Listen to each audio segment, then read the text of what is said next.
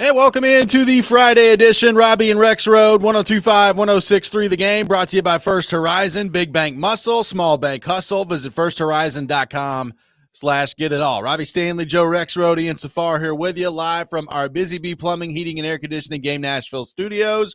Home of the $99 yearly Beehive membership where the buzz is always about great service. Joe Rexrode, good morning. How are you? Good morning. Doing all right. Got to Friday. We did. Feeling good. Made it to Friday. Ian Safar.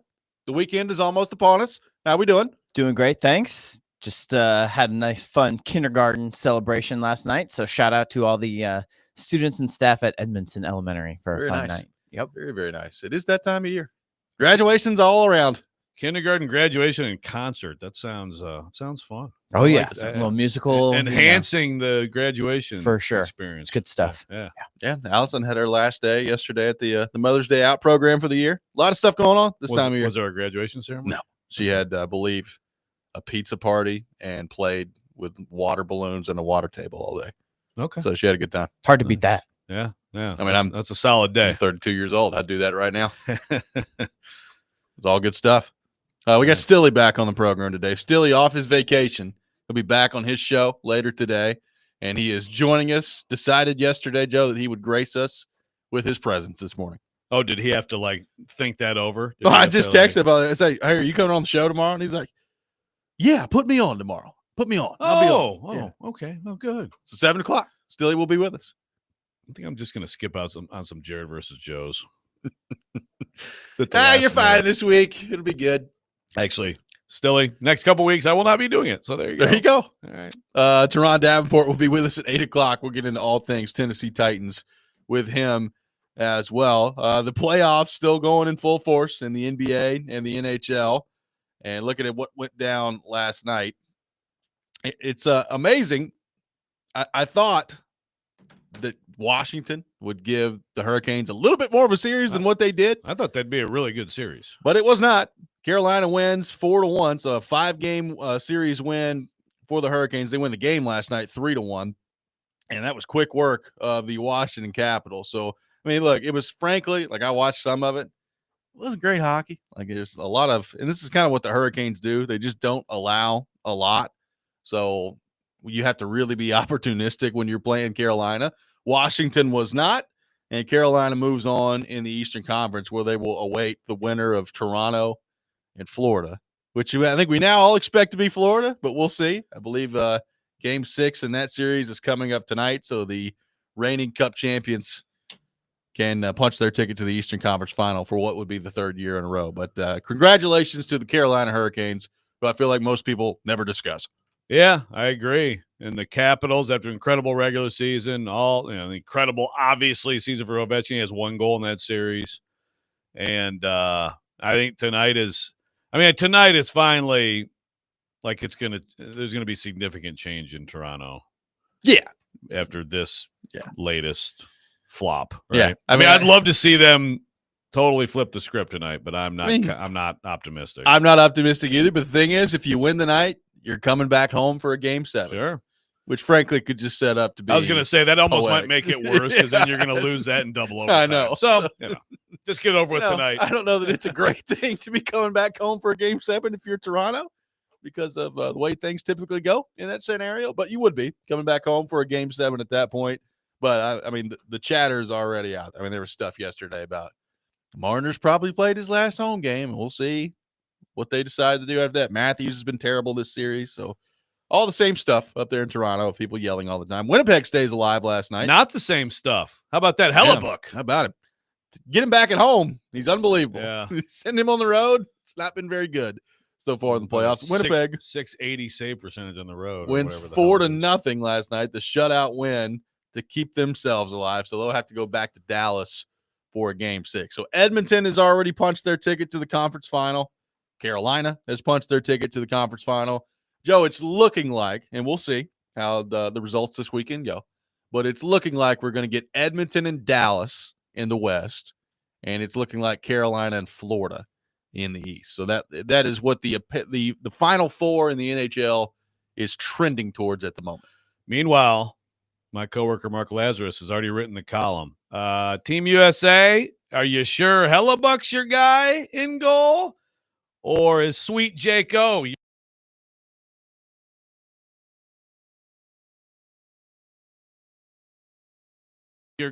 If Hellebuck can come up with one freaking road performance. Well, I do think at some point, like I even thought like he wasn't bad in the Four Nations final against Canada, but there was probably a couple of those saves that you wish he could make. And it's like at some point he's going to have to make some saves in a big game.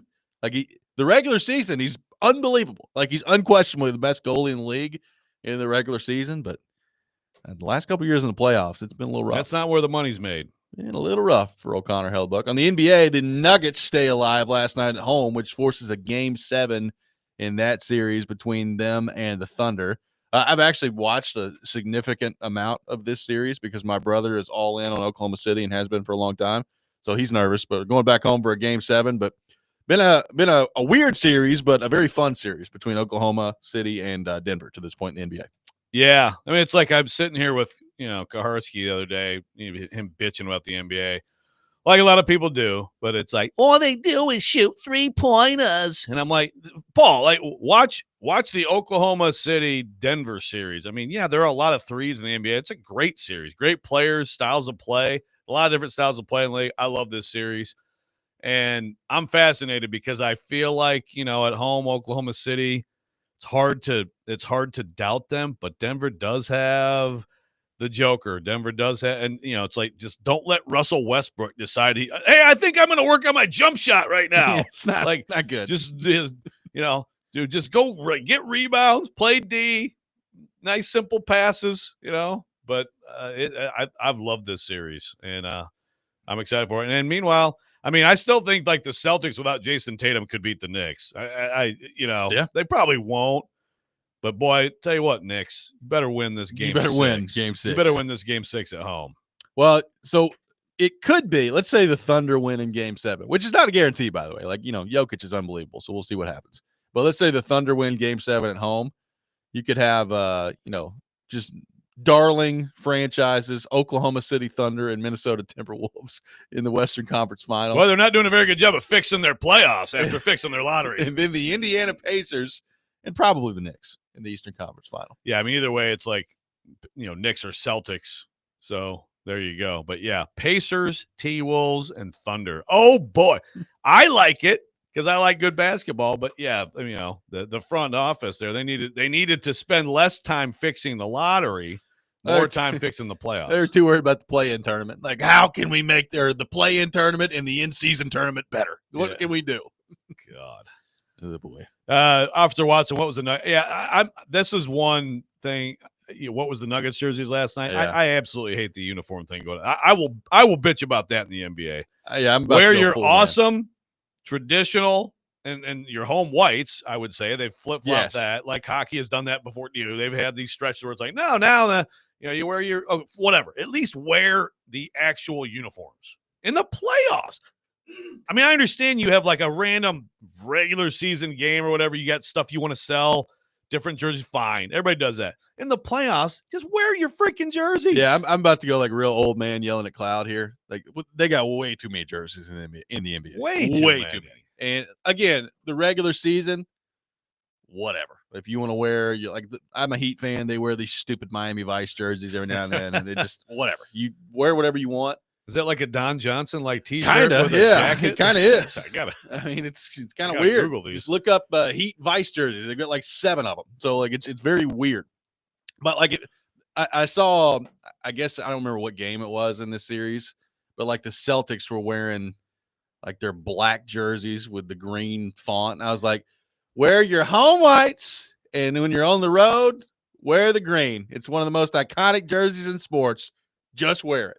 And yes, I feel like an ancient person yelling at a cloud right now, but it does bother me in the NBA. We got way too many jerseys. Okay, I have seen these jerseys from the Heat. Yeah, they're very.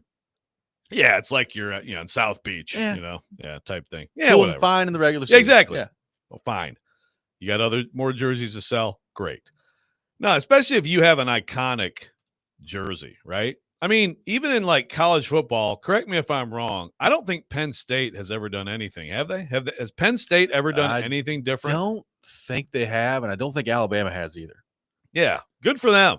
But okay, fine.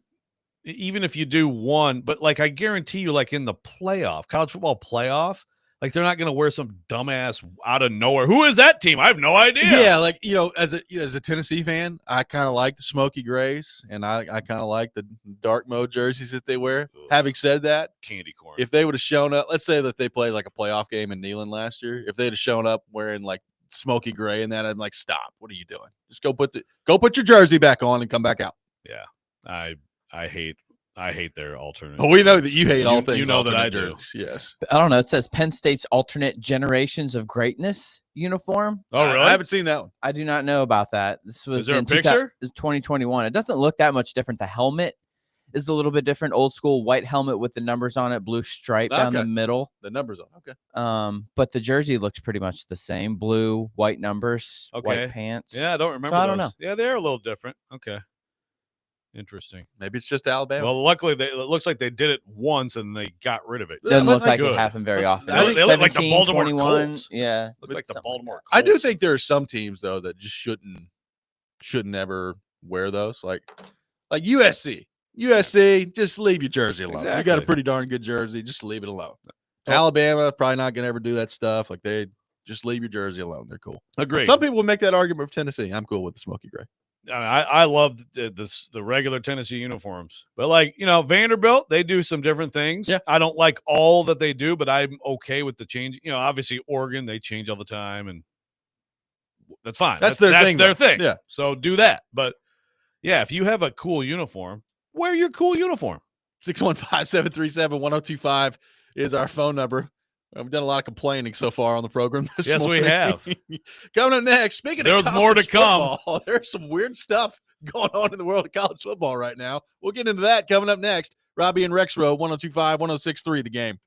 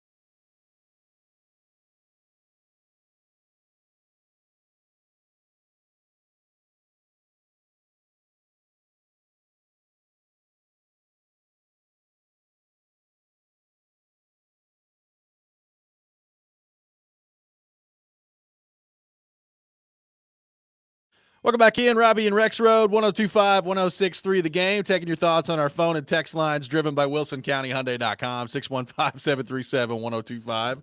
I got a text that says we sound like the two old guys in the balcony from the Muppets. Just doing a lot of complaining so far. Yeah, sorry. It's Waldorf and Stadler. I just looked that up because we said that about ourselves with Kaharski. You don't want to be lumped into that, man. You're a young man. Yeah. You don't want to be lumped in with the Kaharski Rexrode. Well, let's be honest here. Like, Kuharski takes it to a little bit of a different level most times. I don't think we were that bad in that last segment. No. We're just yelling a little bit about uniforms. Yeah, I mean, it's something I've probably over complained about, but I mean, I'm sorry, man. I don't think it's. I know some people love it, and the whole argument is like the kids, and that's fine, but that's college.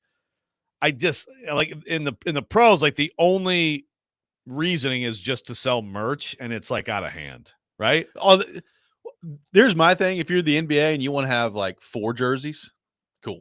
Some teams have like 9 jerseys. Yeah. It's unbelievable. It's absurd. It's like, how do you even keep up? Before we get into the college football booyah base of stupidity, Ed says, are you saying the modern day NBA product's better than the 80s? Is it too much to ask that players give an effort on defense? You want to trigger me? Say something like that. Watch one game. Watch any segment of any playoff game and tell me they're not giving effort on defense. Can we not be stupid? I am glad you clarified playoff game because there definitely are times. Sure. Season. But yeah. And that's what I said to Ed in my text. I'm like, a random Tuesday in February, fine. I mean, it's not bad. Now, I also say I still would ask you to go ahead and sit courtside for a random Tuesday in February, and you tell me that they're all just going to stand around, go ahead, have a laugh. We see when they don't play defense. That's why we can't even watch the All-Star game, right? We can't watch it. So, yeah, I mean, there's, of course, a difference. But now you're watching these games and saying, these guys aren't trying. I mean, you're not even watching. Get out of here. Go look at that. Ed, you are not – Ed, I don't expect Ed to have a take that stupid. Have you ever seen, like, Jokic's body? Like, go look at Jokic's shoulder ripped apart in the fourth quarter. He's got, like, claw marks everywhere. It's like, did you go into a tiger exhibit? Like, what's going on over there? It's unbelievable. It's like, wow, what happened to you in there, man? Good gracious. Yeah, I mean, that's funny. The other way they're coming up with a documentary, or not documentary, that movie on who are the Tiger guys? That's not in my wheelhouse. I don't know. But the I've Vegas seen Tiger it. Guys. I've seen it. Why can't I remember their names? I don't know. Yeah, I know who you're talking Holy about. crap! This is such a. Yeah, it's not. It bothers me. I'm so surprised much. that's in your wheelhouse. It's not Copperfield, Well, but it's something like well, that. no, everybody knows who they are. I've never gone to a show like that, but Yeah, they have all the white Bengal tigers out there. it's like big time actors doing the show too. Really? Yeah. Oh, I thought they were famous just for that. No, it's Siegfried and Roy. There's a movie coming out on Siegfried and Roy. I thought you were talking about something else. I was going to make a Siegfried and Roy joke about Jokic, and then I just totally forgot that. Oh, you're talking about like Tiger King I stuff? thought you were talking about Tiger King stuff. I was like, Rexrode watches Tiger King? Would not have thought that. I'm like one of the few peoples during COVID who didn't watch that. I did not either. Yeah. Actually. Wow. All three of us did not. Katie watched it. And I was like, why didn't you watch it? I'm like, yeah, and then to read a book. I think Heather watched a little bit of it, and I saw like about a minute and a half of it. I was like, well, this is the dumbest thing I've ever seen. I'm going to go do something else. I think that's basically what I said. So yeah, maybe I'm missing out. I mean, some people thought it was fascinating. So regardless, the Joker gets scratched up like he was in a tiger He cage. does. He does. Speaking of fascinating, Joe, a story out of Ohio yesterday. An Ohio lawmaker. Let's do some background here. All right. So Ohio State, most of the time when they're playing a big game throughout the course of the season, you know what time it's going to be. The Big Ten's got the deal with Fox. They've got the big noon kickoff, which means at 11 a.m. Central Time, noon Eastern Time, they're playing in a lot of games, and they're playing in a lot of games at home that way. And Ohio State fans have complained about that for a long time. And I remember when they announced the game time in the playoffs for Tennessee and Ohio State fans were like, thank God we've got a night game, because they never get any. So, of course, Ohio State's playing Texas this year to kick off the season, which is going to be awesome. I'm looking forward to that game. And they have already announced that they came out. It's going to be the big noon kickoff game. So That's where all this kind of starts. That's August 30th. They're opening up the season against Texas for the big noon kickoff. And Representative Tex Fisher, who I'm not sure is a real name, but apparently like a porn name. Tex Fisher introduced some legislation yesterday that would require Ohio State games to begin at 3:30 p.m. or later when the team faces a top 10 opponent. That is the legislation that has been introduced here. 3:30 p.m. or later when the team faces a top 10 opponent. I believe the exception is Michigan because you got to hold on a little tradition there with Ohio State and Michigan. But this is what has been introduced. Here's the quote from Fisher, and this is from the Columbus Dispatch. Quote, talking about the games at noon. I think it greatly degrades both the fan experience, and if you've got recruits going to that game, they're being robbed of the opportunity to experience an absolutely incredible atmosphere. This from Tex Fisher in Ohio. Joe, your thoughts? This is an elected official. I understand we could go all over the country and find a whole bunch of fault with a lot of elected officials, but oh yeah, are you kidding me that this is what you're doing with your time? You don't have anything better to do than this? It's amazing, man. And also, what people don't not start a game until 3:30. 3:30 is the earliest you can do it, baby. God, and also, so people don't wake up in the morning. Like I've been to a noon game at Ohio Stadium. It's an amazing atmosphere. Yeah. There's people. I mean, I will. So say, basically, these kids need to be around adults who get really, really drunk before the game. Then it's way better. That's kind of basically what they're saying here, isn't it? I mean, they're trying to get. I mean, how often do we talk about? Like, I remember Tennessee played at LSU in 2022, and they got it was a morning. It was a 11 a.m. start, and people were like, "Oh, good!" Like people in Baton Rouge don't have time to get liquored up down there. You'll be fine. The atmosphere won't be that great. I don't think we also thought that 25,000 Tennessee fans are going to be there, and also that Tennessee would immediately be up like 28-3 or whatever. Yeah. So, but I mean, that was I understand if you're an Ohio State fan, it's like, all right, can we have like one big game at night? That would be great at some point. But again, legislation for it through the government. It's quite a stretch. It's truly amazing. Like Tex Fisher, I want a letter writing campaign to Tex Fisher. Okay. And like this guy needs to be taken to task, but I understand. Like I understand the complaint because fans do like more time to tailgate. I get it. Like you wouldn't want when you look around and you have a bunch of other teams like in the SEC, they have a lot of huge night games, and obviously the big SEC game is the 2:30 Central game, 3:30 Eastern game, right? So I understand looking around and saying, well, this is BS. But look, this is Fox. This is their whole thing is they're trying to make that noon window as big as, and so they're going to hammer Ohio State. I think they've had a fair amount of Michigan too, the biggest brands.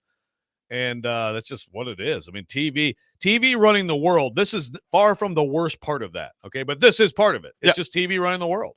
So, I mean, I'm sorry, Ohio State fans, but honestly, like start tailgating at 5 a.m., bro. I don't know what to tell you, you know? Yeah. If you're going to do it, just do it. Right. Embrace it a little bit, which, by the way, I'm sure they do. Like, yeah, exactly. Yeah.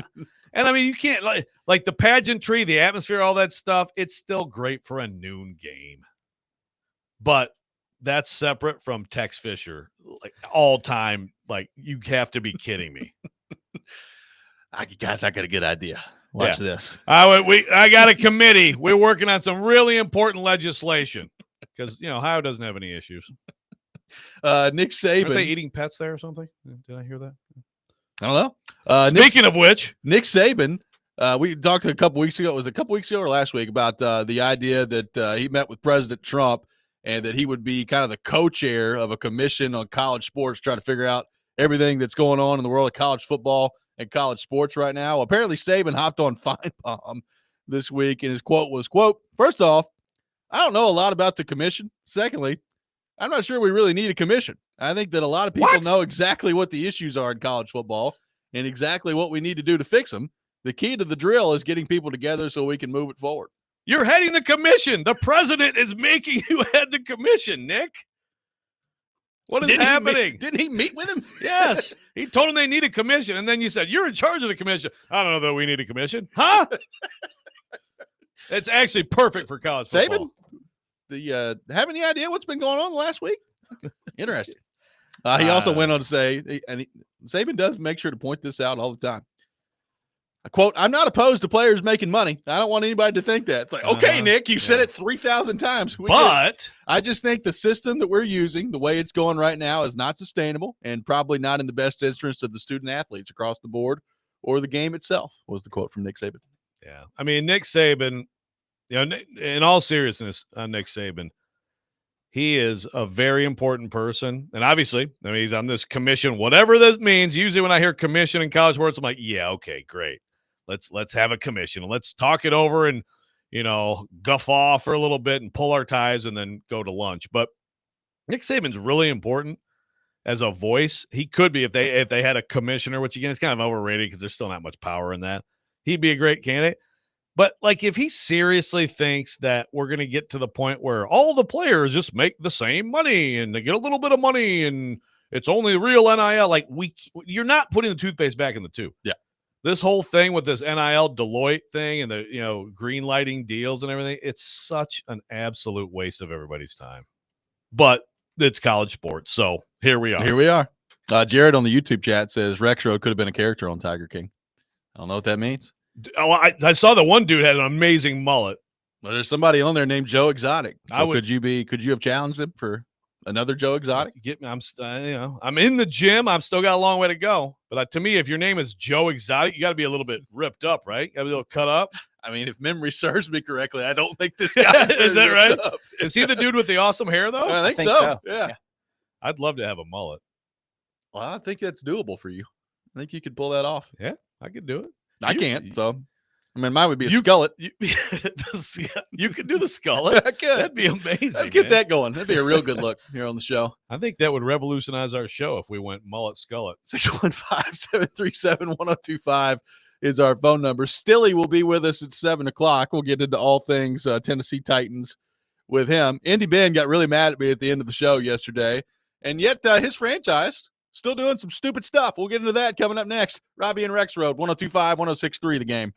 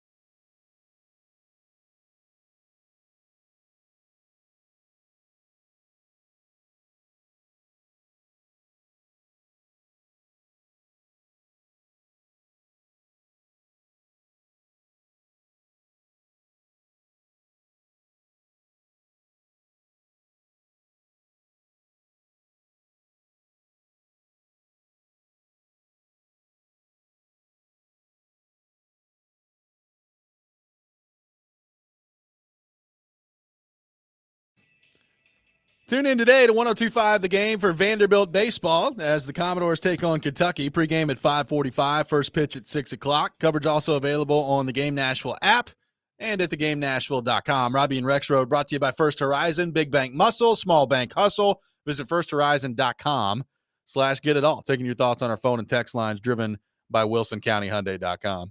Before you get into this, I'm back and forth. Ed's a great listener, caller, texter. I am so mad. I mean, I've ranted about this how many times? Oh, a lot. Over the course of our program, the 80s basketball versus modern day basketball. Like now he's he's sitting there saying, yeah, blah, blah, blah. I'll take the 80s championship teams, give you any modern team. Let's see what happens. The modern game's a 3-point contest.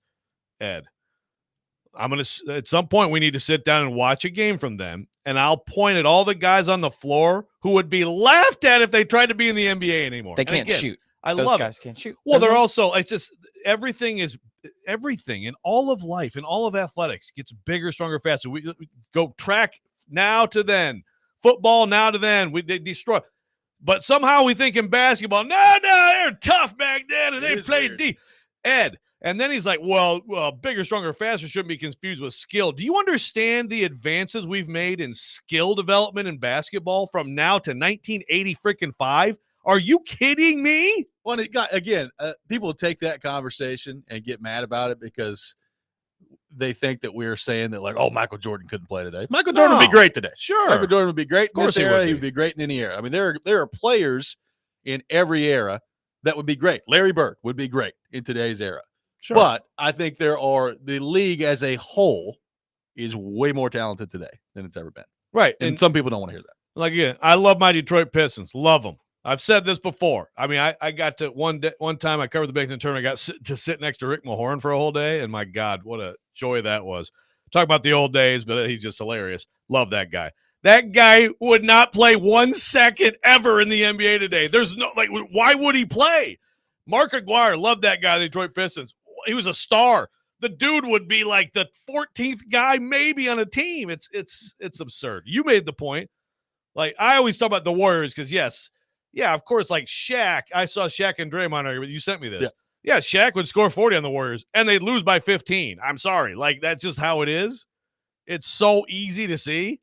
But, like, you brought up, the Miami Heat with LeBron and D-Wade and Bosh. They'd kill any of those teams. I love those teams, but they'd get destroyed. Ray Allen in the corner shooting threes. Just look at Steph. Okay. Just look at Steph Curry and compare him to his dad, Del Curry. Well, Del Curry was a great shooter. Steph is a great shooter, but Steph is way more talented at everything else. Del Curry would just sit there, Charlotte Hornets, baby, and just wait and just post up and wait for someone to kick him the three. Yeah. And then look at his son and look how more advanced he is, and that's just a microcosm of the league. Right. And look, everybody, like Ed said, the 3-point contest. Well, that's fine, but there is some math to that, right? Like, if you're going to hit 15 in a game, like, then back then you hit 4, like the math does kind of add up in your favor, right? I remember when Bill Laimbeer hit 6 threes in the NBA Finals against the Portland Trailblazers in 1990. Pistons won that 1-5, by the way. That was the one game they lost. But it was like, oh my God, it was the record. A player hit 6 threes in an NBA playoff? No way. I mean, the math is gonna get you at some point when a guy hits 8 and 10 like they do now. Do you feel better?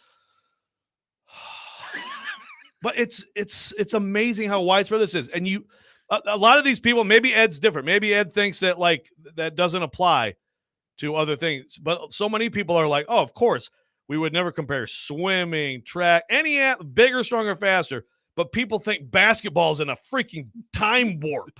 Well, there are a couple things on that too, that always make me laugh. Like, look, does LeBron flop a lot? Yes, he does. I've watched LeBron a lot. LeBron, even when he was on my Heat, he flopped a lot. So let's throw that out there. He does. Bill Laimbeer flopped for a living. Right. But my point is, there are people that think that he couldn't, like, handle the physicality of the 90s. And I'm like, guys, LeBron is 6'8", like 275 pounds. I think he'd probably be all right.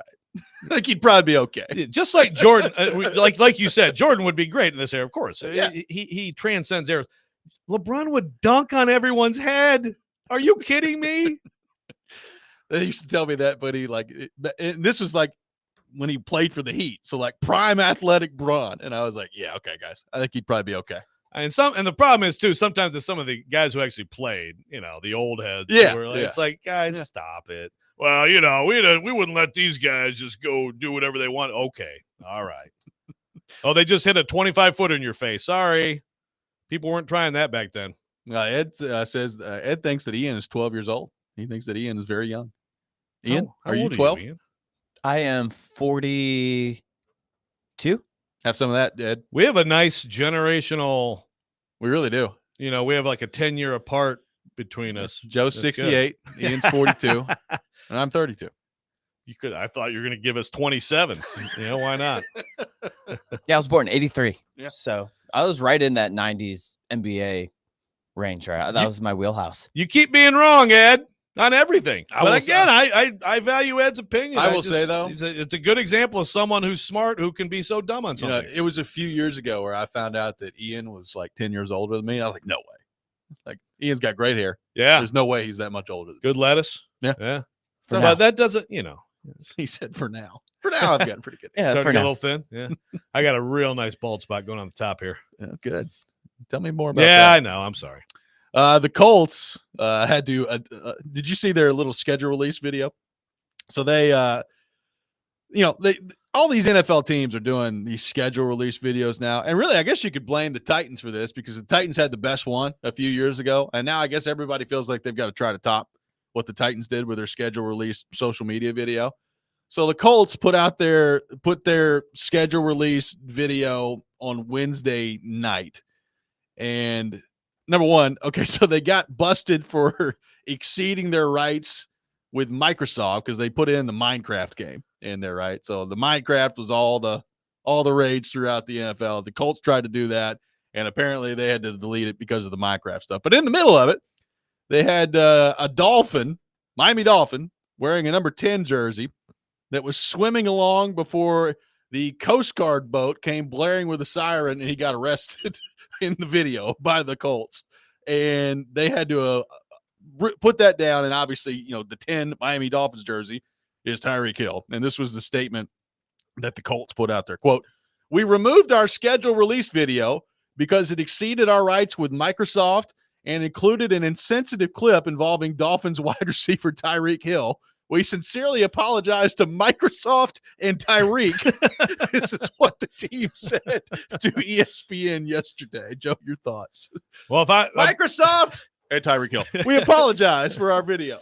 Well, if I was Microsoft and Tyreek Hill, I guess if I were Microsoft or Tyreek Hill, I would demand my own personal apology. For one, can I get my own apology? But apparently Tyreek Hill was like said it was funny. Yeah. Is that right? That's cool for him to like be a good guy about it, but like, are we giving too much power to some of these people putting together the videos a little bit, and then no one looks at it? No, I'm sure it'll be fine. Put it on the internet. Yeah. There needs to be in a lot of things in life, and this could really be, I think, for all businesses, all like committees, like all ideas. I've always said this, like there needs to be like a common sense committee everywhere you go. It's like, let's take a look at this and just make sure that there's no glaring hole here of things that you're just not looking at. I think, 5 people looking at this video before you put it out and say, hey guys, we probably ought not put the number 10 in a Dolphins jersey getting arrested out there. I don't know. That's just my thought. Yeah. I mean, yeah. Like how many people, who approved this? How did it possibly get through that? Because again, good for him for like, blow it off. But that should be an easy. Yeah, let's change this one.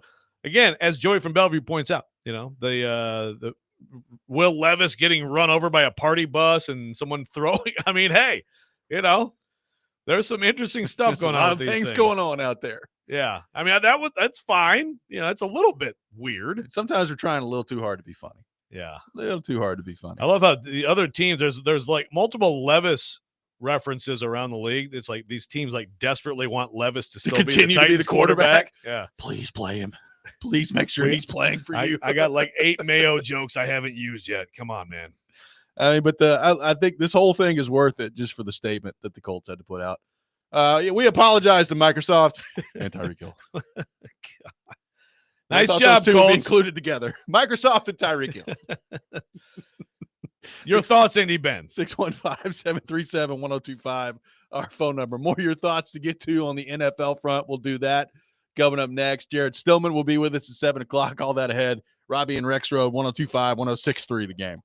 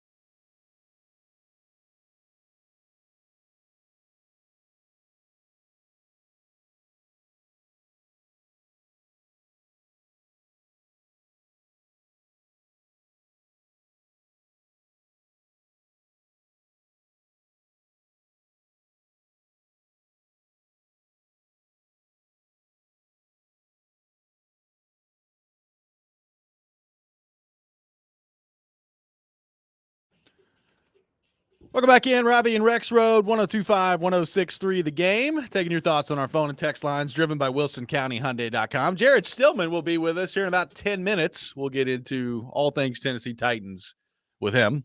Jared off vacation, so looking forward to that. Although, if you've looked at his Twitter account, I'm not sure he ever took a vacation. A lot of tweeting on vacation from old Stilly.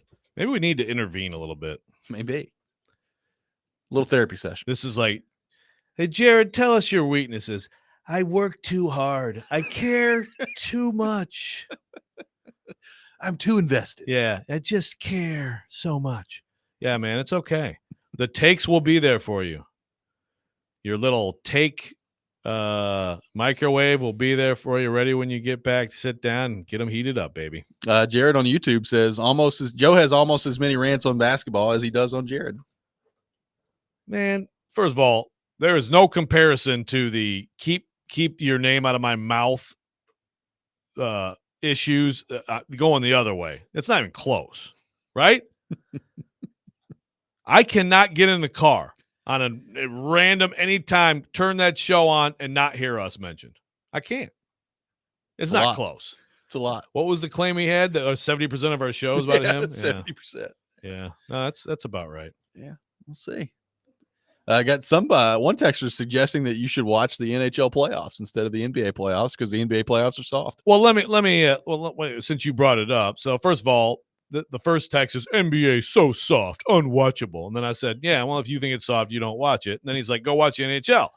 There's more action in the Winnipeg whooping than Caruso fouling out again. I say, look, I watch the NHL playoffs. They're awesome. They're both awesome. And of course, hockey's more physical, more violent than basketball, of course. But if you call the NBA soft, especially the NBA playoffs soft, like you're just being ignorant. So you can be ignorant. Maybe I should just ignore it. I was just going to keep it to the text, but I'm fine bringing it to the air. It's just stupid.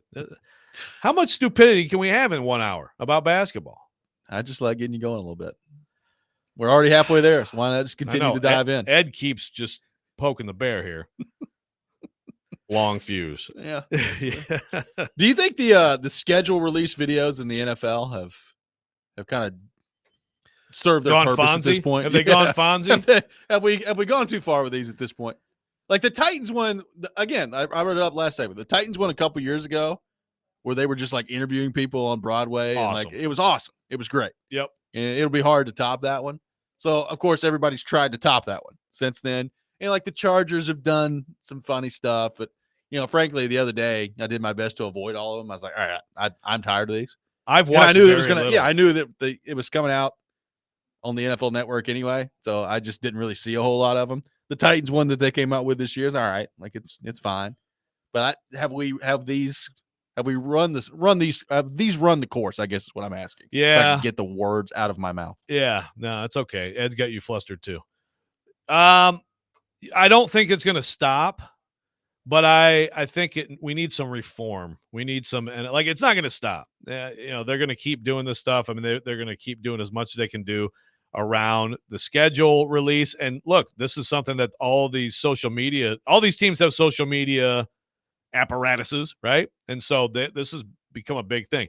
I would just say, if you're doing these super long skit type things that last like several minutes, ask yourself, like, is it really worth, like, are people really going to hang in that long?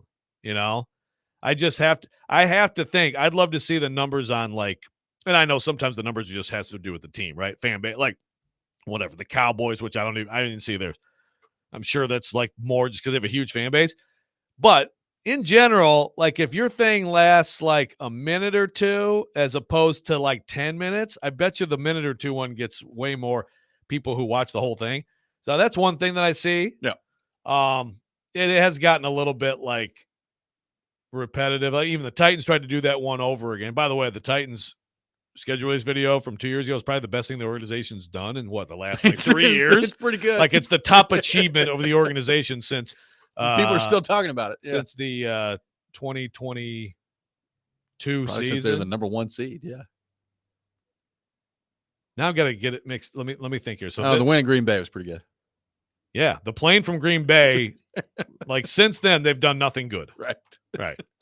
So the schedule, but then they tried to do it again, and actually the one last year was fine, but it's like okay, but like it was funnier last year, and it's, Right. So trying to be creative I do like the Chargers. You mentioned the Chargers. I kind of liked theirs. I don't know. I forget her name. I think it's something Song, but she just basically did like a newscast and just totally ripped all the teams, and there was some funny jokes in there. Yeah. So like that was fine. And some of the animation stuff is fine, but I do feel like it's a little stale. I would agree, but I'm with you. They're going to keep doing it. So yeah, so they're going to keep we're doing it. fighting So a losing battle here. yeah, exactly. Like it's going to keep happening. So I just hope that we have more. I mean, basically like quick hitting stuff. Yeah. Like if you want people, especially to watch all of them, like my coworker Jana Bardal has ranked. I actually did it last year. I think Josh Kendall and I ranked each took half of them. Got a lot of clicks, by the way.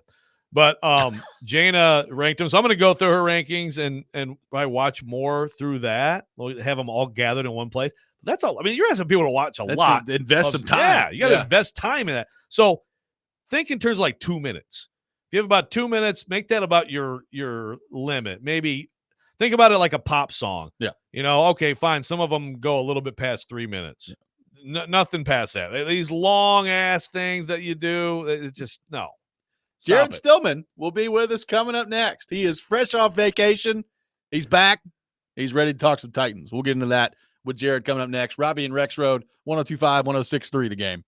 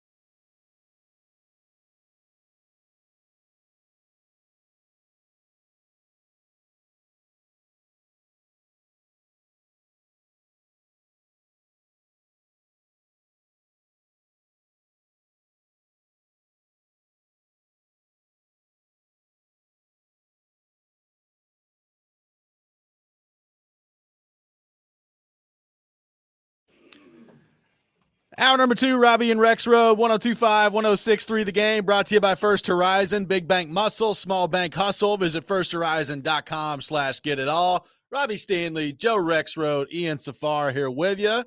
And we welcome in our friend, Jared Stillman, fresh off vacation, recharged, relaxed, ready to go. Stilly, good morning. How are you? I'm wonderful. How are you? Doing fantastic. How was vacation? Good. It was great. It's good. But the Have you thing ever about considered? vacation Have you ever is considered, Jared? it's time Actually, to get back to work. have you ever considered actually taking vacation and leaving us alone when you're on vacation? Yeah, I took off an entire month last year, and the ratings went down when I was off for an entire month. And then Joe was like, your ratings are down. I'm like, yes, because I wasn't here. So, yes, I have taken vacation, and I got He yelled took at off for last an year by entire Joe. month. You remember this, Robby? He took off for an entire month. Well, he last did year. have a son that was born. Yeah. No. This was in July of last year, You took off a month in July last year? pretty much. Well, we may have to have a problem. We may have to He talk said to pretty management much. anyway. Yeah. I think you may be exaggerating, which I know I would be think the fact totally, that totally a first for you. I think the fact that the ratings went down for that, and you guys know how this is, like the way that they do it, the months are all screwed up. Yeah. So, Also, I don't think we're because of supposed to that- talk about ratings on the air, but keep going. Well, whatever. But yeah, I mean, I think it was agreed upon not to take off the entire month of July this year. Okay, that's good. That's why I took off a week in May. Well, welcome back. Thank goodness. We missed you so much. The place almost fell apart without you for 4 days, although you were tweeting at us constantly. You know what's funny is that I wasn't tweeting at you constantly. I You was were tweeting at somebody. I wouldn't know if you tweet at me because I have you muted. constantly. I wasn't tweeting at you. But I mean, I think the thing that's crazy is I take off a week, and it's like the entire lineup gets thrown into a whole kind of, it's like this must be what it was like when Peyton Manning was on the Colts. I God. mean, goodness gracious, when he had that neck injury, and then all of a sudden everything changed. And that's how I look at the lineup, and I see an email, and I'm like, apparently these two people are doing the morning today, and these two people are doing the afternoon. These two people are doing the evening, and these two people are doing the. It's very odd. Yeah. It's well, we Very talked similar. about Peyton Manning and It's- Jared Stillman. Exactly, totally. Well, we were talking about Mother Teresa, right? Yeah. It's like Mother Teresa left the, like the convent for a week. And what do you do? What do you You do? know, Jared I is don't know. like the golden child. So still, some Titans fans are upset that there are no primetime games for the Tennessee Titans this year. I thought they might get one. We talked about this the other day with Adam. Others on this station this week, Chase and Adam, thought that 3 or 4 may be coming their way. Apparently, some Titans fans also felt the same way. I'm not really all that surprised that they didn't end up with any. Your thoughts on the Titans being robbed of primetime games this year? Oh, I have a lot of thoughts on this. And at 2:00, we will have a lot of thoughts on the Titans with no primetime games. I think that this isn't the first time the Titans haven't had any primetime games, but I have to believe this is probably the biggest indictment because the amount of primetime games that we have nowadays, as say compared to 2006 or whatever, it's not the same.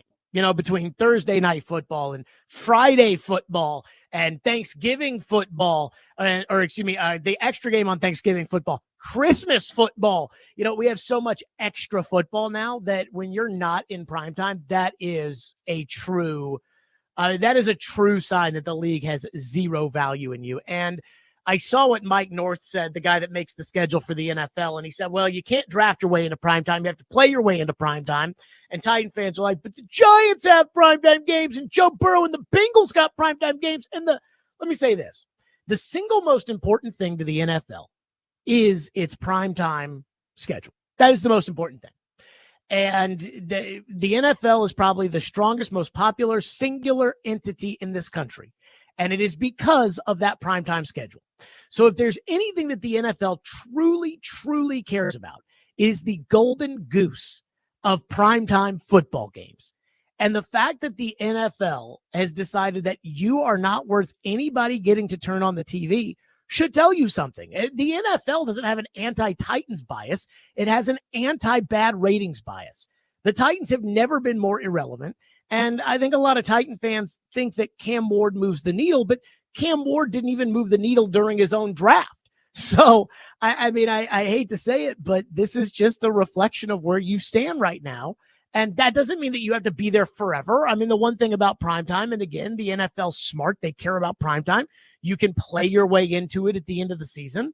But I mean, for the last 2 years, the Titans have had one scheduled primetime game and it was a split doubleheader on Monday Night Football, and that's it. And so that is a reflection of where you sit in terms of how the league views your popularity to the country.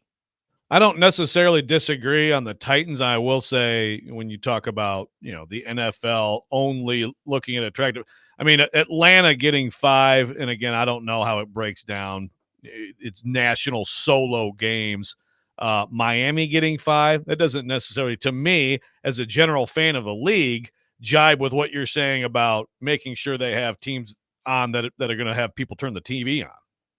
So years and years and years ago, the Titans went between, I believe, 2009 and a game with the Colts, and then 2018, another game with the Colts at the end of the season between Sunday Night Football appearances. And at the end of the 2016 season, we all remember the Titans out of nowhere. They beat the Chiefs, they beat the Broncos, and now there's a thought that they may win the division. And I thought there was a chance that they could get put into Sunday Night Football. I'm like, oh my God, they could get the last Sunday Night Football game. They haven't been on Sunday Night Football in 7 years. I mean, this will be great. And I don't know if you guys remember, but the Texans benched Brock Osweiler for Tom Savage at the end of that season. Bill O'Brien was the coach. Oh, yeah. Floyd and I were doing a show at the Omni, and Floyd looked at me during a break, and he goes, yeah, you can kiss Sunday Night Football goodbye. And I said, what do you mean? He goes, well, he goes, TV's not putting Tom Savage versus Mariota on TV. They're not doing it. He goes, now, if Osweiler was the quarterback and it was a game for the division, they could probably talk themselves into Mariota because he won the Heisman Trophy, and, they're winning a little bit, and it's a game we can put. They're not putting Tom Savage and those guys on national TV. So I don't know who the other teams the Falcons are playing when they get into primetime. I don't know who the other teams that the Dolphins are playing when they get into primetime, but I'm going to assume that it's probably like Josh Allen and a Thursday nighter versus New York or something like that. Vikings, JJ McCarthy. That's a primetime game? That sure is. Split doubleheader or like a real legitimate? No, that's I think Sunday night. Sunday Night Football. Wow. Vikings, Falcons. Get excited, everybody.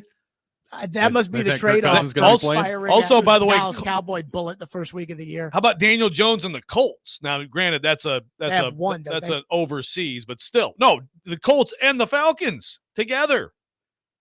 Oh, that's overseas. Yes, that's fine. I mean, the Falcons, Bucks. Titans. I'm surprised the Titans haven't given up a home game to go play overseas this year, given the stadium construction and the fact that the team sucks. And usually, teams that are building new stadiums do favors for the league, and going overseas is a favor for the league. Well, it probably costs Amy too much. You already claimed that she's not letting them spend any money, so probably goes. We can't afford that flight. Well, did you see? Make them take a boat. Let's leave before the last game. We'll go split squad. You will row across the Atlantic Ocean. PK had an article that said that apparently the Titans may end up spending $40 million more on the stadium, and the Titans are responsible for all the overruns on the stadium. Right. Yeah. And so with the tariff prices of steel, and I don't know, it was actually a good story by PK. The overage may cost the Titans at least $40 million in cash. Well, like I get, that's not nothing, to an owner. $3 million. Some of these owners don't care and they nickel and dime it. $40 million is not nothing to an owner. Yeah. But if you're a billionaire who owns an NFL team and you have a new stadium coming in and you know that basically this is your personal ATM, you're okay. You're all right. You're making too big of a deal out of 40 or 100 million or whatever else you're doing with your cockamamie conspiracy theories. So, Jared, I'm not going to sit here and go through the whole schedule with you, but I do want to focus in on like the first part of this, because one of the things we've talked about is how realistic is it that the Titans get off to a good start? Well, the schedule comes out and they're at Denver, home against the Rams, home against the Colts, and then at Houston. So I look at 3 of those first 4 and say, ooh, that could be pretty tough. What do you make of the way the beginning breaks down here and what could be a challenging set of circumstances for Cam Ward stepping in? So I wonder if the Mike Vrabel game is a little too early to get Brian Callahan fired. I would agree. Is it, if they're 2-5 when they go into that Patriot game, or I guess maybe 2-4 and they lose to the Patriots to go 2-5. I don't know if that game is 7 or 8 off the top of my head. It is game 7. Okay, so if they're 2-4 and they lose and now they're 2-5, does that get Brian Callahan fired? Like I've been thinking that's kind of the only thing that I guess I've really been paying attention to one way or another. I mean, everybody tells me this team's going to be bad anyways. I was told that I wasn't allowed to go get Jalen Ramsey or go get Mark Andrews or any of those players because this team was going to be bad. And so this team's going to be awful. So I wouldn't be surprised. I mean, I'm going to be honest with you. I would not be surprised if this team wins 3 games again. Like this team is awful. And I mean, again, the NFL's telling you don't get excited for the season, folks. Like we don't think they're going to be any good. And I seem to agree with that. Someone on here said, I have a vague memory of this. You like Tropicana over Fenway? Have we talked about this? Have we yelled at Jared about this? Yeah, we did. I think we did. Yeah, we did. I like Tropicana Field. Please tell me again. Just give me your quick explanation of this take. Tropicana Field is the only stadium in America that I have that's a pro sports stadium that I have been able to call an Uber and step right outside the stadium and get right in the car and go. I believe that. And if you can beat that, then I'm sorry. But to me, that is the greatest. I mean, I had to walk 2 miles in the snow in Green Bay one time because you cannot get a freaking car to come pick you up at Lambeau Field. And so I am telling you, I just walked right out there. I mean, I think the Tropicana Field is fine. Like it's got, decent, it's got the same concessions everybody else has. And you've been to Fenway? I covered the Red Sox. Yeah, he's been a lot of time. Yeah. So so you're familiar with Fenway Park. That elevator to the press box at Fenway Park feels like a freaking death trap waiting to happen. Fenway is a dump. So it is old. Right, so this is just so you I think BSing. Fenway's good. No, I think Fenway's good. If you go to like one game at Fenway Park and you're like, oh, Fenway Park where Ted Williams played. Right, but it's Carl still there. Yastrzemski, Yeah, that's there every Jim day. Rice. Still the same place every day. Right. But if Right. you cover the team or if you're there on a consistent basis, you're like, man, this stadium is a dump. Yeah, but It's a dump. Yeah, Joe Louis Arena was a dump too, but I mean, that's, old great places are better than Tropicana Field. Oh, good. You can get an Tropicana Uber. Field's fine. Yeah, When right. and I think part of I'm this sorry thing I about brought this. Tropicana Field. I'm sorry, Robbie, that I brought this. Well, I could go on and on about Tropicana Field, but the one thing I will say is this. Everybody kept talking about how bad it was, and then I went to it and I was like, it's not that bad. Jared, welcome It'd back. be like to if all anybody did was tell you about how bad Nissan Stadium is, and Nissan Stadium's kind of a dump, but it's not. It's not that bad. Look, let me horrible. tell you what's a dump. Nissan- Cincinnati Stadium is a dump. That place sucks. The Nissan Stadium experience of watching a game like on a nice day It's not that bad. is good. Tropicana Yeah. Field is trash. I think Tropicana Field is like Nissan Stadium with a roof. Or There I you guess go. the roof's gone now, Yeah. but when they'd had the roof. Yeah, exactly. Jared, welcome back. Looking forward to listening today at 2:00. The Falcons have 5 primetime games? There you See go. guys. See, we just See gave ya. you a couple segments. See ya. Jared Stillman back with us today here on 102.5 The Game. We'll react. Thank The God one we were about still to yet. fold as a station. Woo! So, there is a story that we're going to get to later this hour that I just can't wait to talk about. We'll get into that at 7:30. We'll react to what Stilly had to say. Coming up next, Robby and Rexrode, 102.5, 106.3 The Game.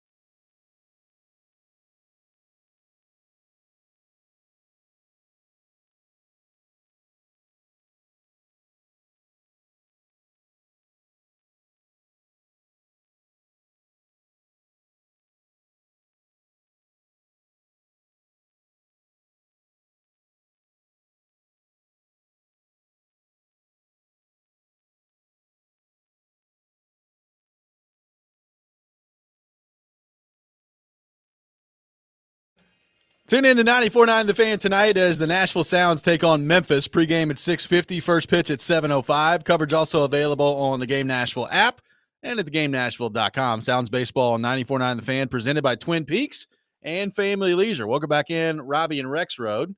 Appreciate Jared Stillman for being with us in the last segment. I just have to read Keith, okay? Can I read Keith? Sure. Keith is one of our – I think he probably makes me laugh as much as any texter, although there's multiple Keiths, but this is the funny Keith, right?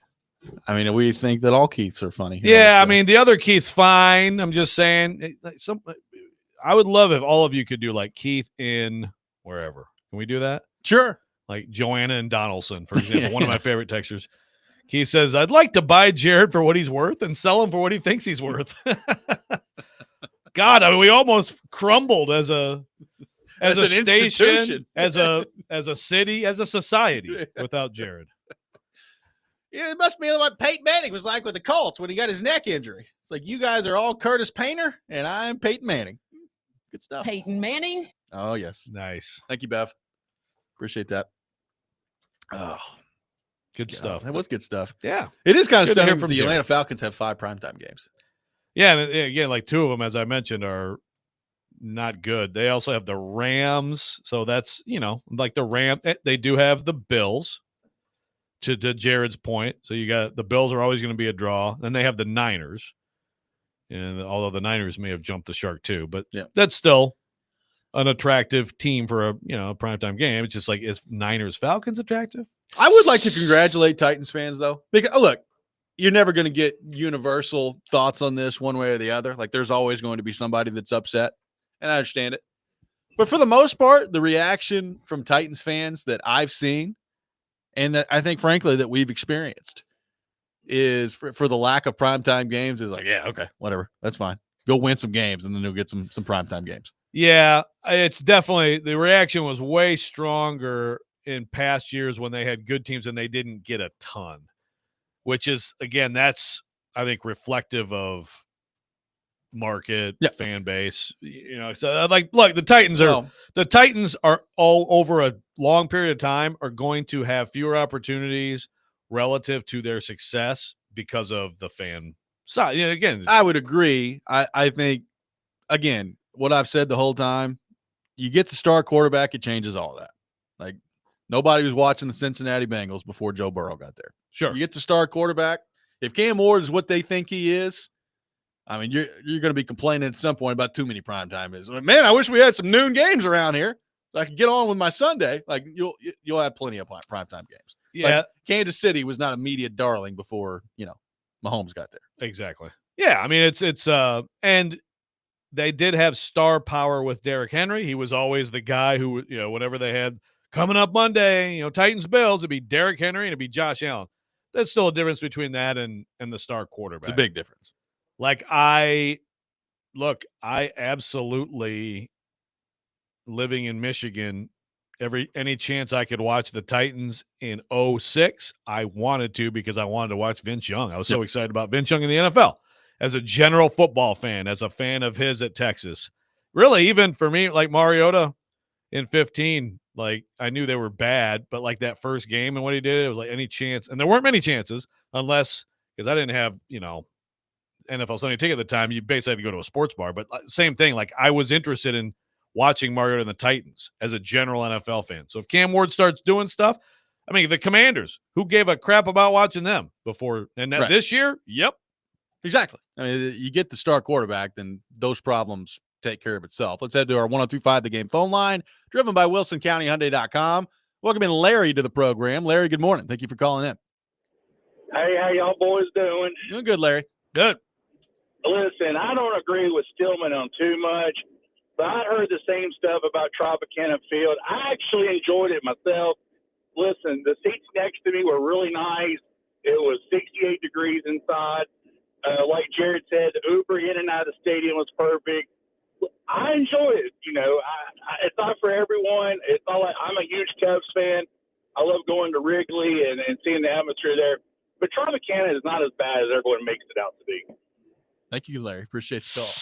I mean, I would imagine it is easy to get an Uber. Yeah. Like, no one's at the game. Right. If a stadium sucks outside, and no one cares. It's like, wow. Yeah. There's no one here. That's great. Yeah, I'll take the walk in the snow in a football game at Lambeau. Fenway Park, like, again, I think Jared's being facetious there. I don't care that the press box elevator. Fenway Park is amazing. Come on. Whether you've gone there one time, which I have one time, or a million times, it's amazing. I've been to Wrigley countless times. Yeah. Every time it's amazing. Tiger Stadium, which I miss every day, it was amazing every single time. So, yeah, I don't care about the Uber. That just speaks to how little people like a place. Let's go back to our 1025 The Game phone line and welcome in Bob to the program. Bob, good morning. Thank you for calling in. Hi, good morning, guys. Taking my daughter to the airport, and I wake up and go, "Oh man, Jared's back on." And I'm like, "Oh great, Jared's back. Thanks for starting my weekend great." Thank you, Bob. Appreciate it. I thought that's all Bob had for us. Bob just wanted to get a thought in on Stilly real quick. All right, anybody have more shots at Stilly? Quick shots Jared's at Stilly. back, and then he started talking. Like, oh wait, Jared's back.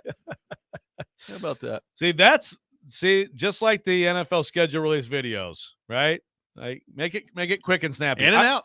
I like the Titans, by the way. I think the Titans was pretty. The imposter syndrome with the text, that's pretty good. That's pretty good.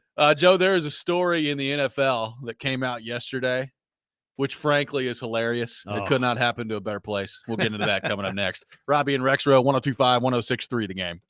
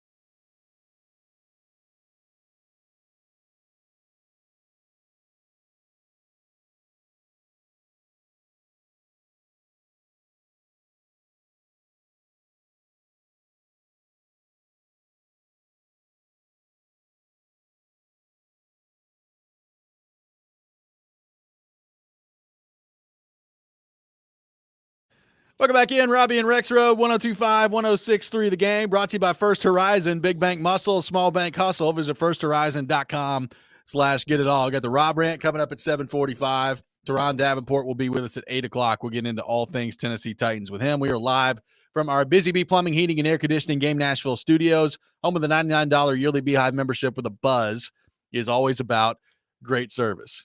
Joey, story coming out in the NFL yesterday.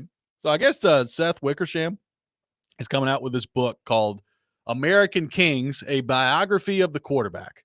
And that is coming out here in the next few months. So the story comes out that he put out there about Caleb Williams and the Bears and kind of the process of him going through the draft process before being selected by Chicago and what his thoughts were about the Bears, the organization, and his future there. So there's a lot here. To give you kind of like the quick story here, Joe, Caleb Williams, his father, Carl, basically were considering trying to like totally uproot the draft process to see whether or not they could avoid being drafted by the Chicago Bears. I'll read kind of a little snippet from a piece on ESPN.com. Carl Williams, let me pull it back up. Carl Williams went to great lengths to try to circumvent the NFL draft, Wickersham writes, wanted to give his son an opportunity to choose his future employer. The Bears had not drafted star quarterback since the 1980s, and their recent selections in Mitch Trubisky and Justin Fields did not pan out. Carl Williams was worried that with the franchise's history, stadium uncertainty, and the offensive performances under then head coach Matt Eberflus, Caleb Williams would not have the organizational support to succeed. And it goes on to talk about the rookie cap and it being unconstitutional and all these things, and some conversations that Caleb Williams had with Minnesota head coach Kevin O'Connell, telling his father that he needs to go to the Vikings and them trying to figure that out. Apparently Bears general manager Ryan Poles saying, hey man, we're just going to draft you no matter what. So you're going to have to get used to it.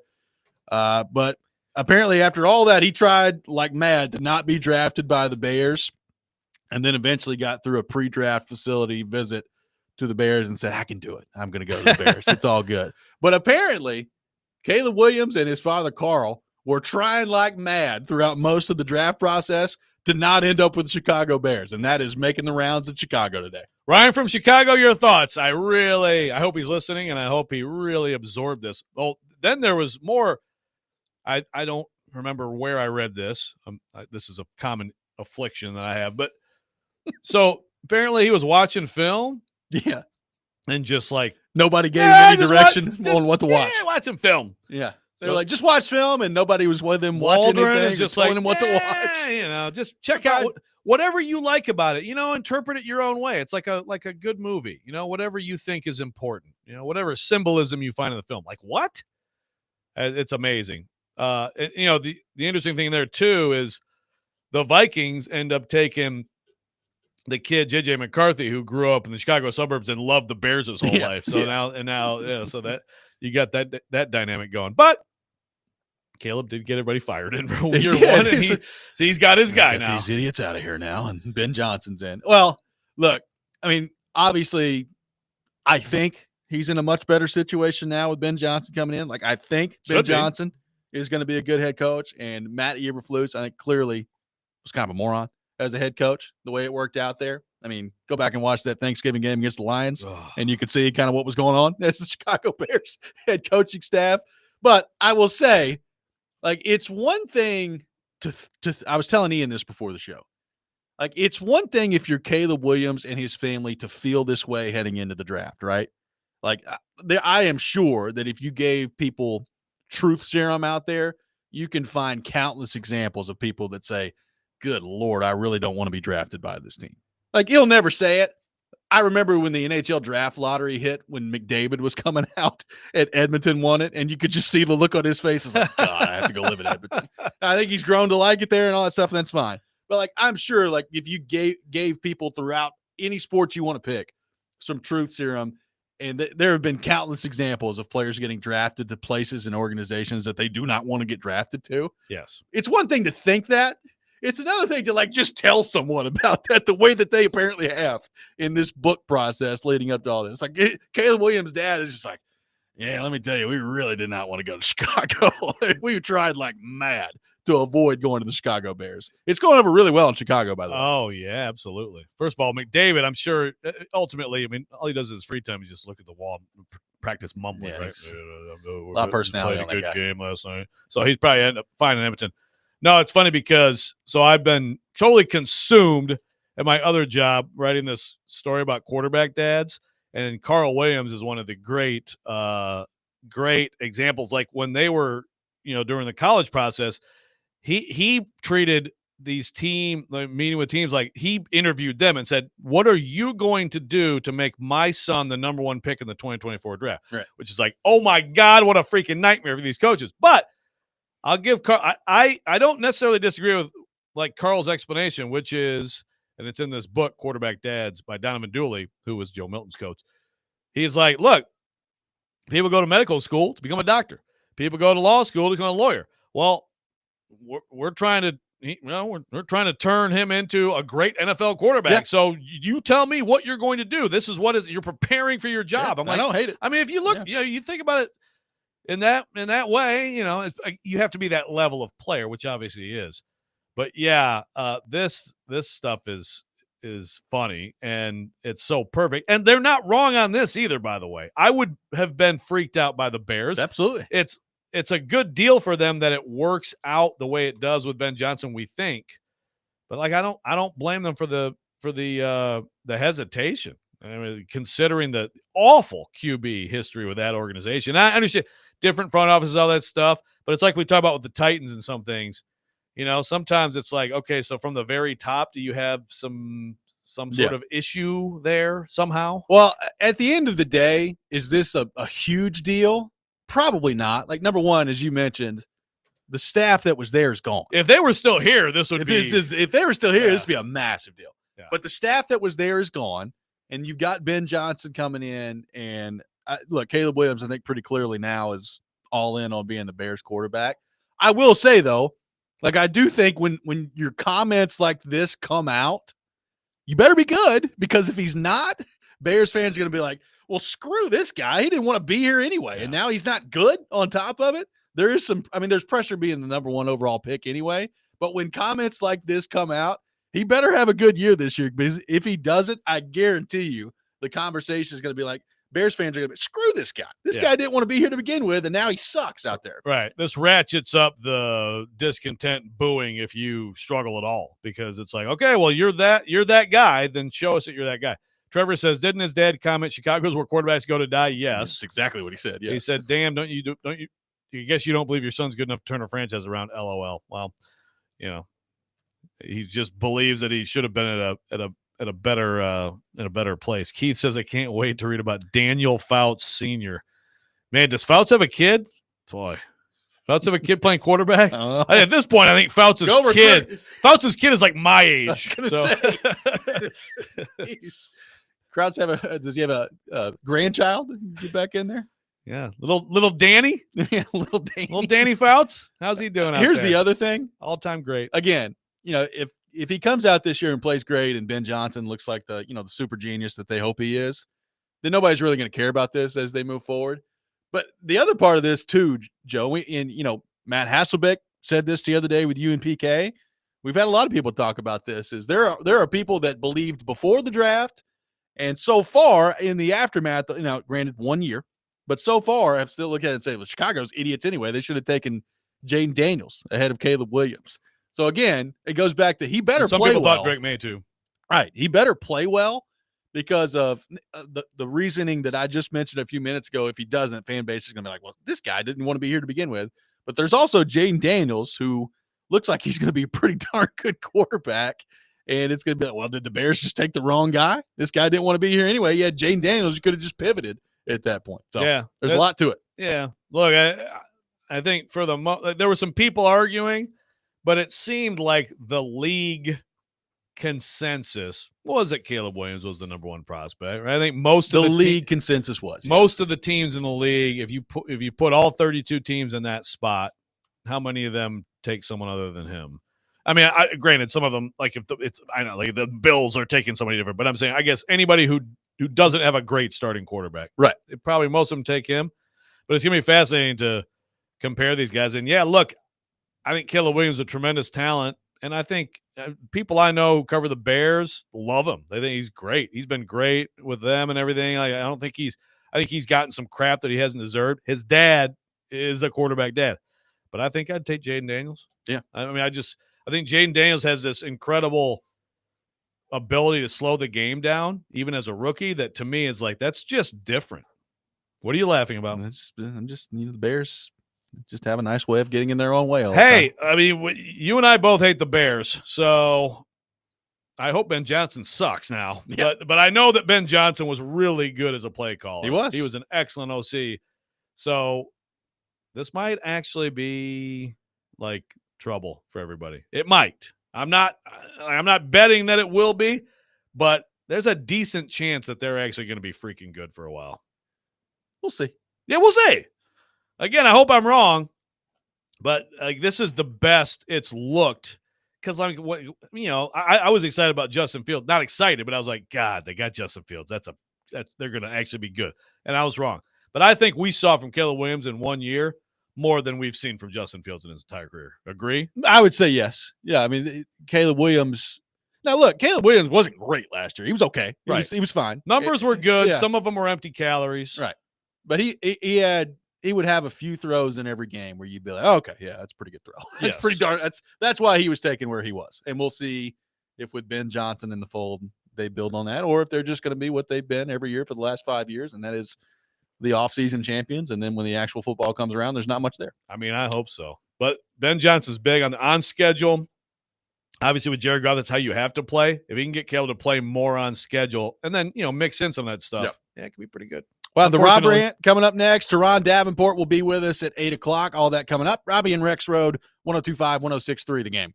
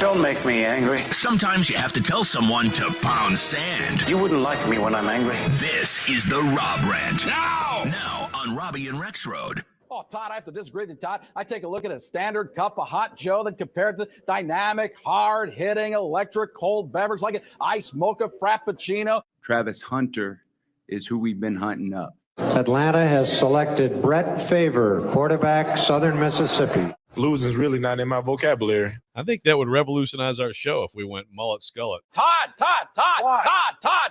Well, you know, we got a guy up there. Who in the hell is Mel Kiper, in a way? Hello, Mike. Hello, Clarice. I'm glad you got hired so I don't have to pay you anymore. Hey, welcome to Tennessee. We look forward to seeing you. Coach Vrabel. It is that time of the day. Pretty good, Amy. That's pretty good. Time for the Rob Rant. You're on Robby and Rexrode. Take your thoughts, 615-737-1025. Joe, a lot of discourse this week on the draft front with the Dallas Mavericks winning the draft lottery in the NBA. We talked last week when the Predators went from third in the standings in terms of the odds to land the number 1 overall pick down to number 5, the worst possible scenario for them. The draft lottery did not go well for the Nashville Predators. And on the granular stage, you had the discussion with Kuharski the other day about the Mavericks winning the NBA draft lottery, some potential changes that could have there. And now all these people in the NFL, like Schefter and all these people are starting to throw out and discuss the idea of the NFL draft going to a lottery system, to which I have to say, no, this is the dumbest idea I've ever heard. Let me tell you something. I understand that the NFL operates under the idea of making as much money as possible, right? And by the way, they're pretty darn good at it. They've made a whole lot of money. This league is showing no signs of slowing down anytime soon.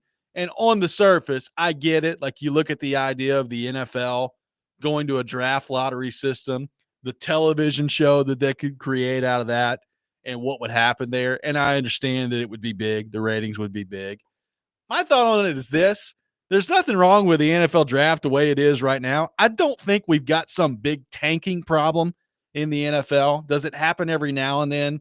Like, did the Colts, once Peyton Manning got hurt, did they just sell it in when Andrew Luck was going to be available next year? Maybe so. I mean, every now and then you'll probably get some teams organizationally that are trying to tank. You're not getting players trying to tank in a 17-game or coaches NFL season when their jobs are on the line in a sport that is that physical and that violent. So by and large, I don't really think we've got much of a tanking problem. I don't think the Titans tanked to end up where they were. I think the Titans were terrible, and they ended up where they were at the number 1 overall pick. The NFL draft, as it stands, is one of the most popular sporting events of the entire year. We spend months and months and way too much time talking about it as it is. It's a TV show. I thought the first round this year was awesome. You know, even the Shedeur Sanders stuff, it was dramatic to watch. Like, there's a lot that happens with the NFL draft already that's fine.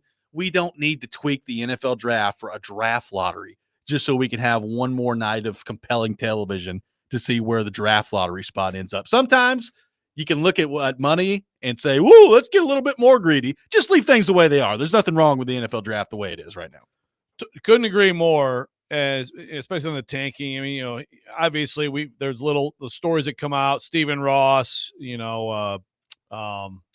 supposedly trying to bribe his coach to tank. But again, think about that. Like, an owner trying to convince like the coaches and players are like double middles, if anybody even suggests it. In this sport, and look, I mean, even in the other sports that have lotteries, you know, I mean, that's, even if they didn't, I mean, yeah, there's some tanking in terms of lineup related tanking, but I mean, any of these guys who are pro athletes, like they're the max competitors, right? Like the highest level of competitors. No one wants to go out there and just get smoked in public on TV. Yeah.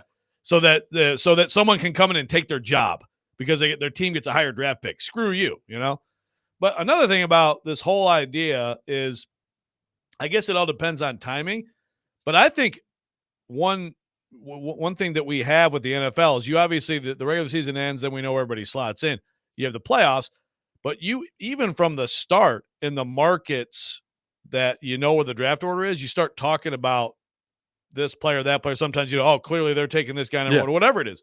So if you have this lottery, I mean, we're just now in the NBA getting to the discussion of, the Mavs and Cooper Flagg. I think that like there's a loss there if you delay that in favor of this night of a draft lottery. I mean, I think that like they have everything covered. They've got it all covered from you go through into February now with the Super Bowl, and then you've got the combine in less than a month after that, and then on and on and on. They already dominate the sports calendar. There's no compelling reason at all. Yeah, just leave. And I heard Schefter talking about this the other day. I was like, stop talking.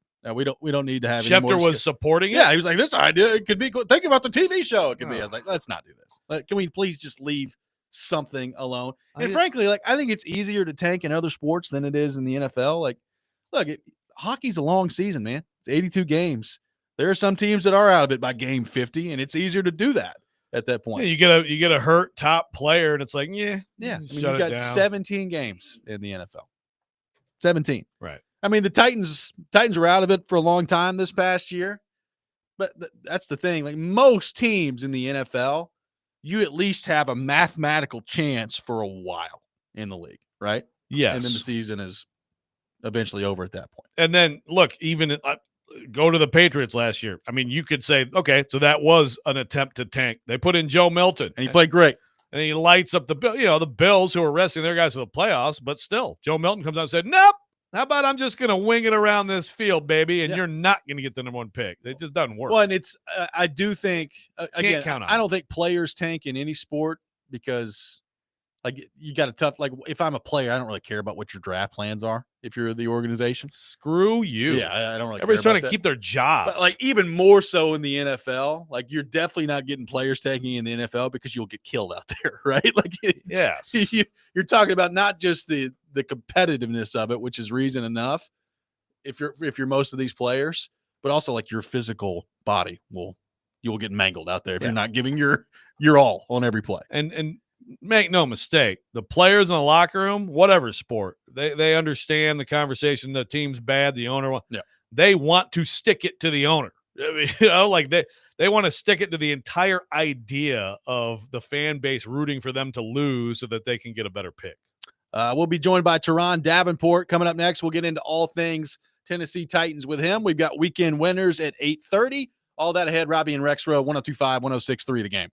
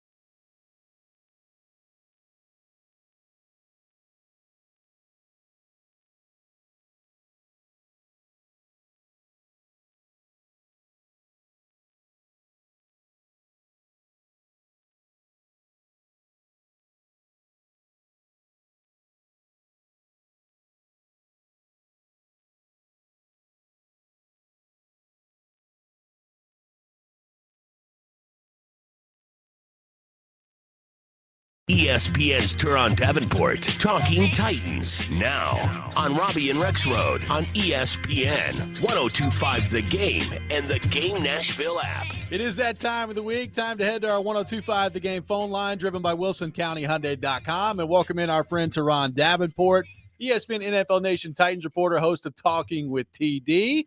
Joins us every Friday morning at 8 o'clock. TD, good morning, man. How we doing? I'm doing great. How are you guys? Doing great, man. Appreciate you taking time to be with us. TD, before I get started on the Titans, I did see that you ended up with at a career day this week, and Paul Kuharsky was also there. What was that like? Yeah. I'm just trying to imagine like one of these kids is like, oh, wow, look at TD over here. TD's doing this thing, and then PK shows up too. What a combo that is. Yeah, no, it was fun, man. Just telling the kids, what we do and stuff like that. Listening to Paul. He's like, that you talk to the guys and talk about when they also talk about when they do something bad. That's funny, man. Great experience, though. Shout out to College Street Elementary. There we go. What a combo that is for the kids out there. So, TD, obviously, we've talked about the schedule release.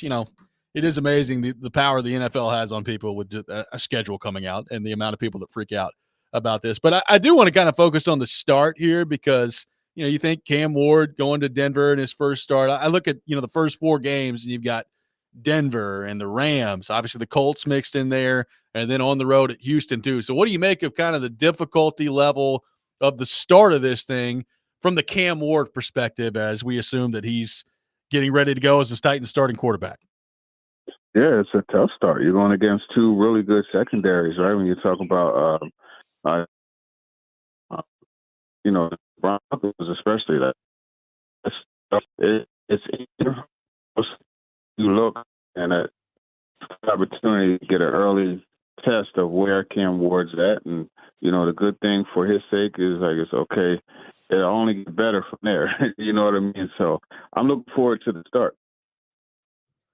So TD, obviously rookie camp, not the most exciting of the offseason stuff, but with Cam Ward coming in, obviously a lot of interest in that. I saw a lot of interest, maybe too much interest in Xavier Restrepo, but people are really into that conversation either way. So that's my question for you. Your first impressions of him, and I guess from what you saw last weekend, do you feel better or worse about Xavier Restrepo ending up a part of this receiver room? Yeah, it hasn't changed. I don't think we saw enough at one practice that was very based. We got TD's having some connection problems. We'll try to get reconnected with TD here in just a second. But the Restrepo conversation is pretty interesting there as it relates to whether or not he's going to make the team, which apparently you believe 100% that he is. That's what the math said the other day with you and PK. 52% automatically means 100. Yes. 52% means 100 per Paul Kuharsky. And 28% means 0 per Adam Vingan. Did Vingan apologize yesterday? I never saw an apology. He doubled down. He doubled down? What? Yeah. Do you have the audio? Before the show ends, I need to listen to this so I can yell. I mean, we already got you going about the NBA earlier today. Now we can get back into the math. Thanks a lot, Ed and Adam. No, what do you think? Restrepo making the team or not? You're saying no. I say no. Okay. But I mean, look, the opportunity is wide open there in that room. So he's got as good of a chance here as anywhere else. I would put it out there that way. Yeah, I got 3 locks. Oh yeah, 3 locks, right? I mean, Ridley Just and the 2 guys they you don't think Lockett's a lock to make the team?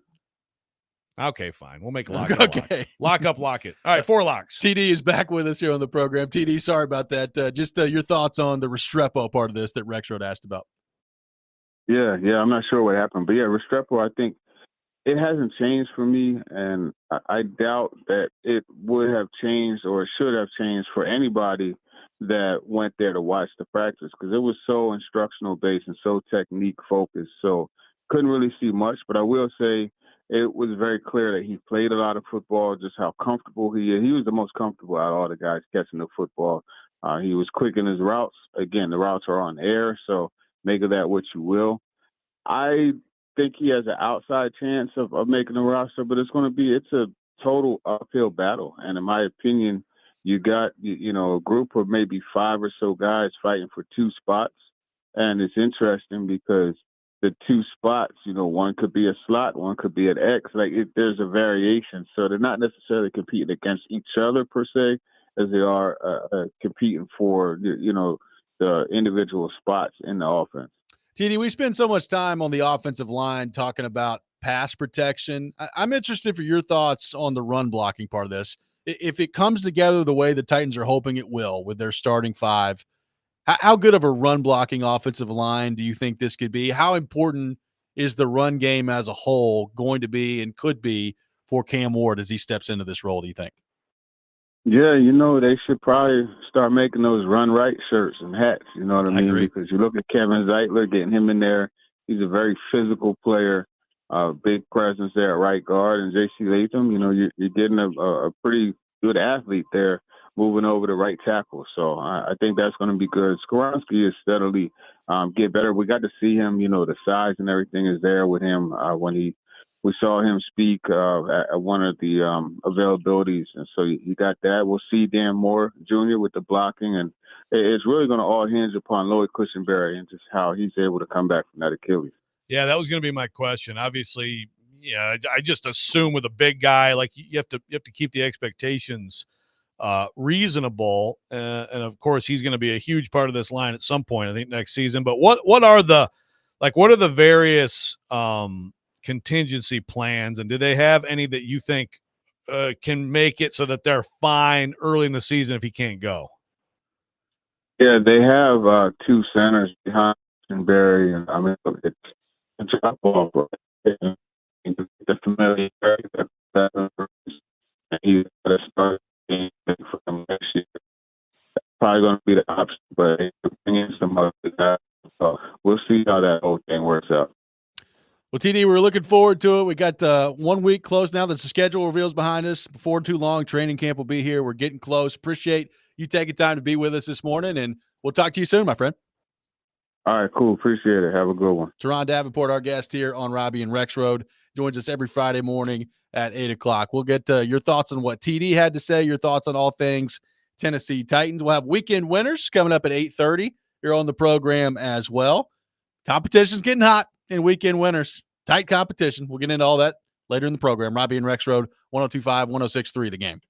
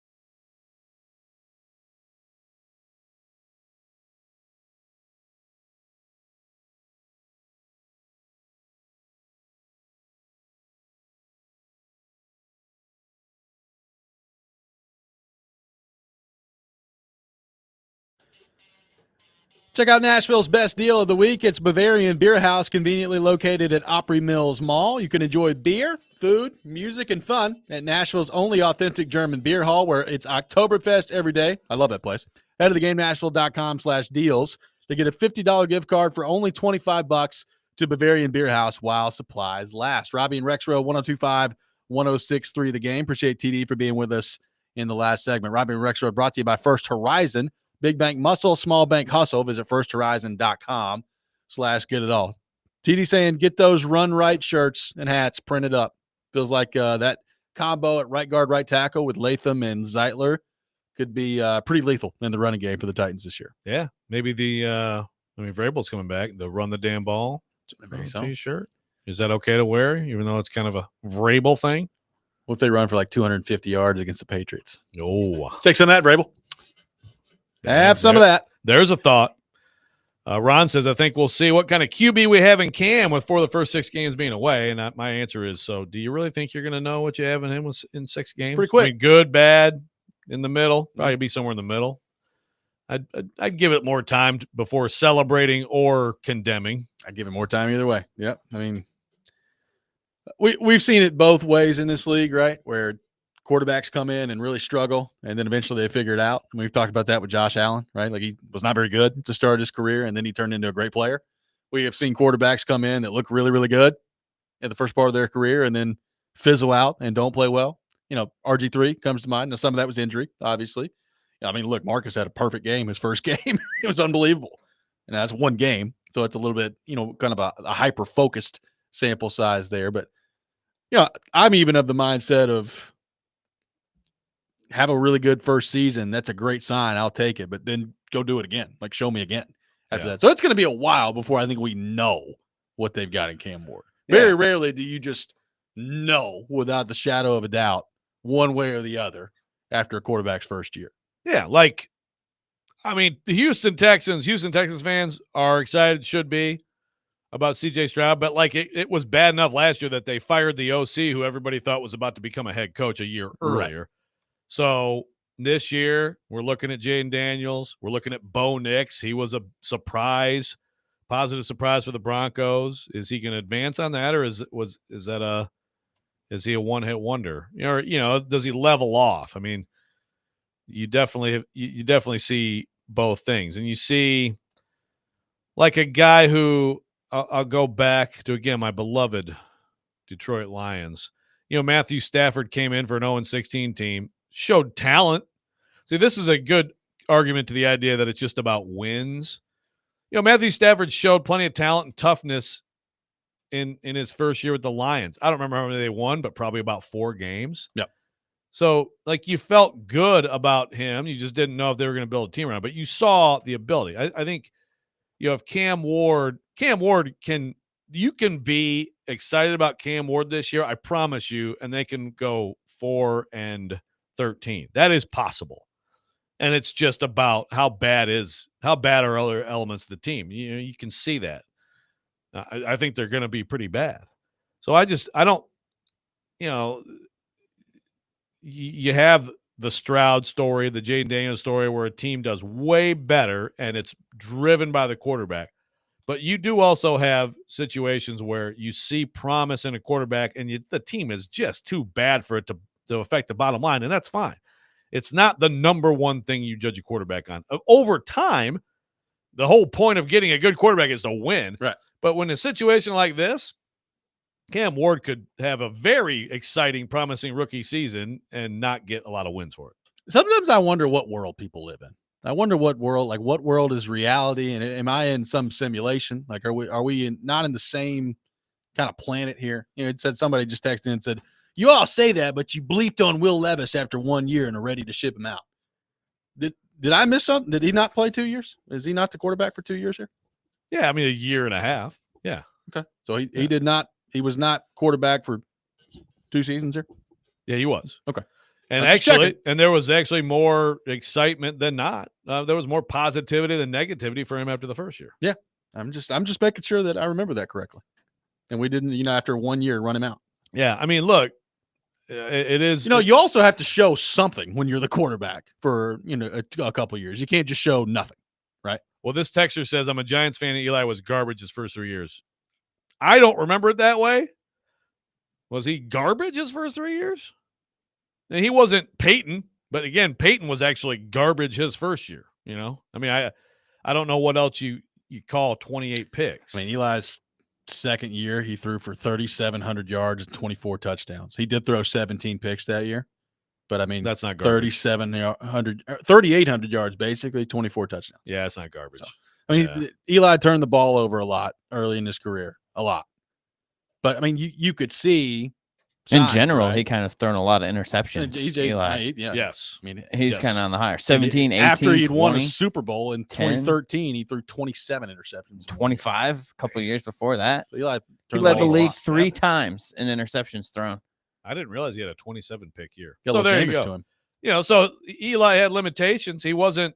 I mean, he's going to be in the Hall of Fame because look, when you step up and play like he did in the biggest moments, I mean that's an accelerator of value. But yeah, the Levis thing is just, I mean, we've said it, I think 10 million times.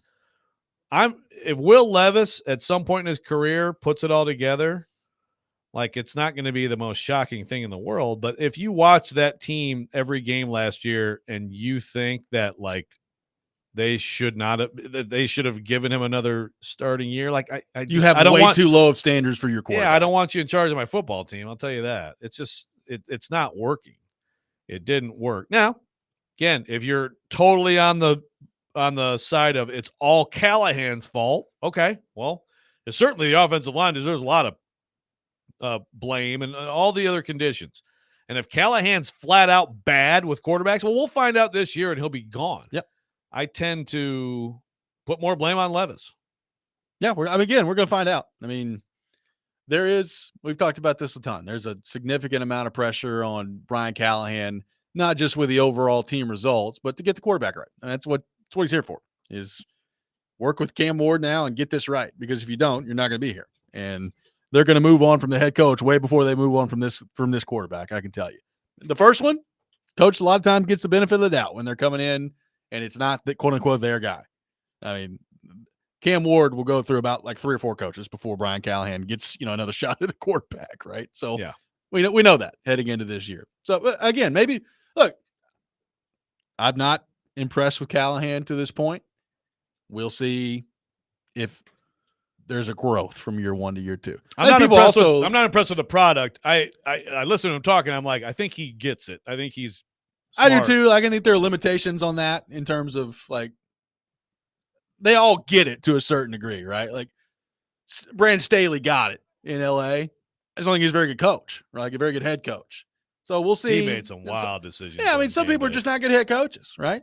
I mean, some people are really good assistant coaches, really good coordinators, and not good head coaches. Yeah. And I have no idea if Brian Callahan is that or not. We're going to begin to find out more about that this year.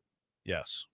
Yeah. Yeah. Maybe he's just best as a, as an OC QB guy. But that's the thing. If he is good as an OC QB guy, and that's what he should be, that's the thing with the NFL now is so many head coaches are, because they're good at that, okay, then you're just the head coach. You call the plays, you run our offense. That's what matters.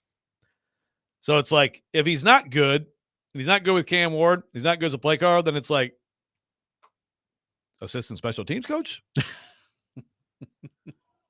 Well, he allowed some stuff to go on the special teams front last year. Could he possibly link up with Ackerman at some point and assist him? Certainly, somewhere. Maybe so. What's the thought? Hey, maybe that's why Ackerman! Maybe that's why the Dolphins are on primetime 5 times this year. It's like, you never know what might happen with Craig Ackerman out there, baby. Fireworks. The kicking game is really going to be interesting, guys.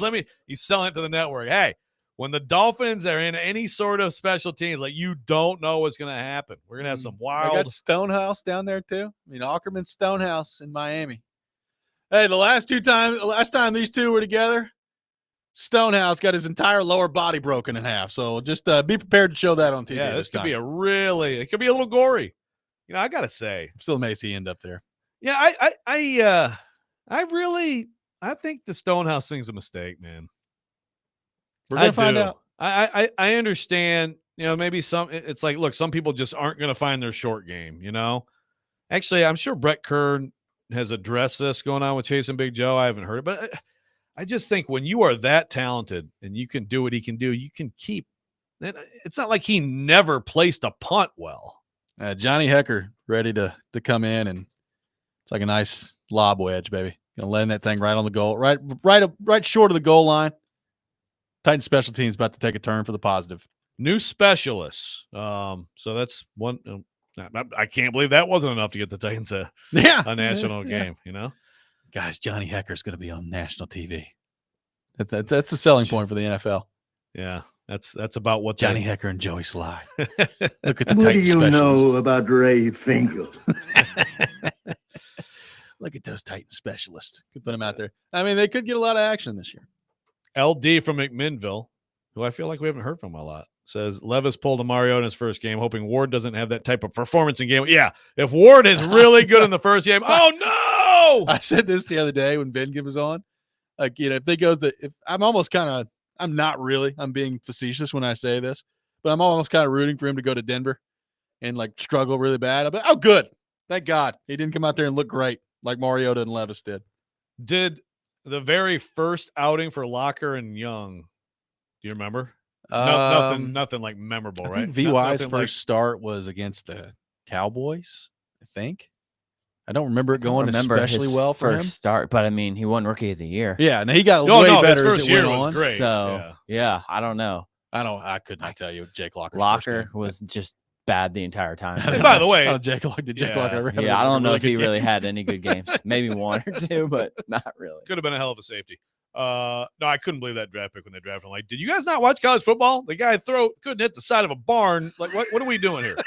But Vince Young's a great example. Rookie of the Year again. Like, oh my God, here we go, and then it goes the other way. I think a lot of that blame goes to him, though. Well, weekend winners coming up next. Take more of your thoughts. 615-737-1025. Our phone number, Robby and Rexrode, 1025-1063, the game.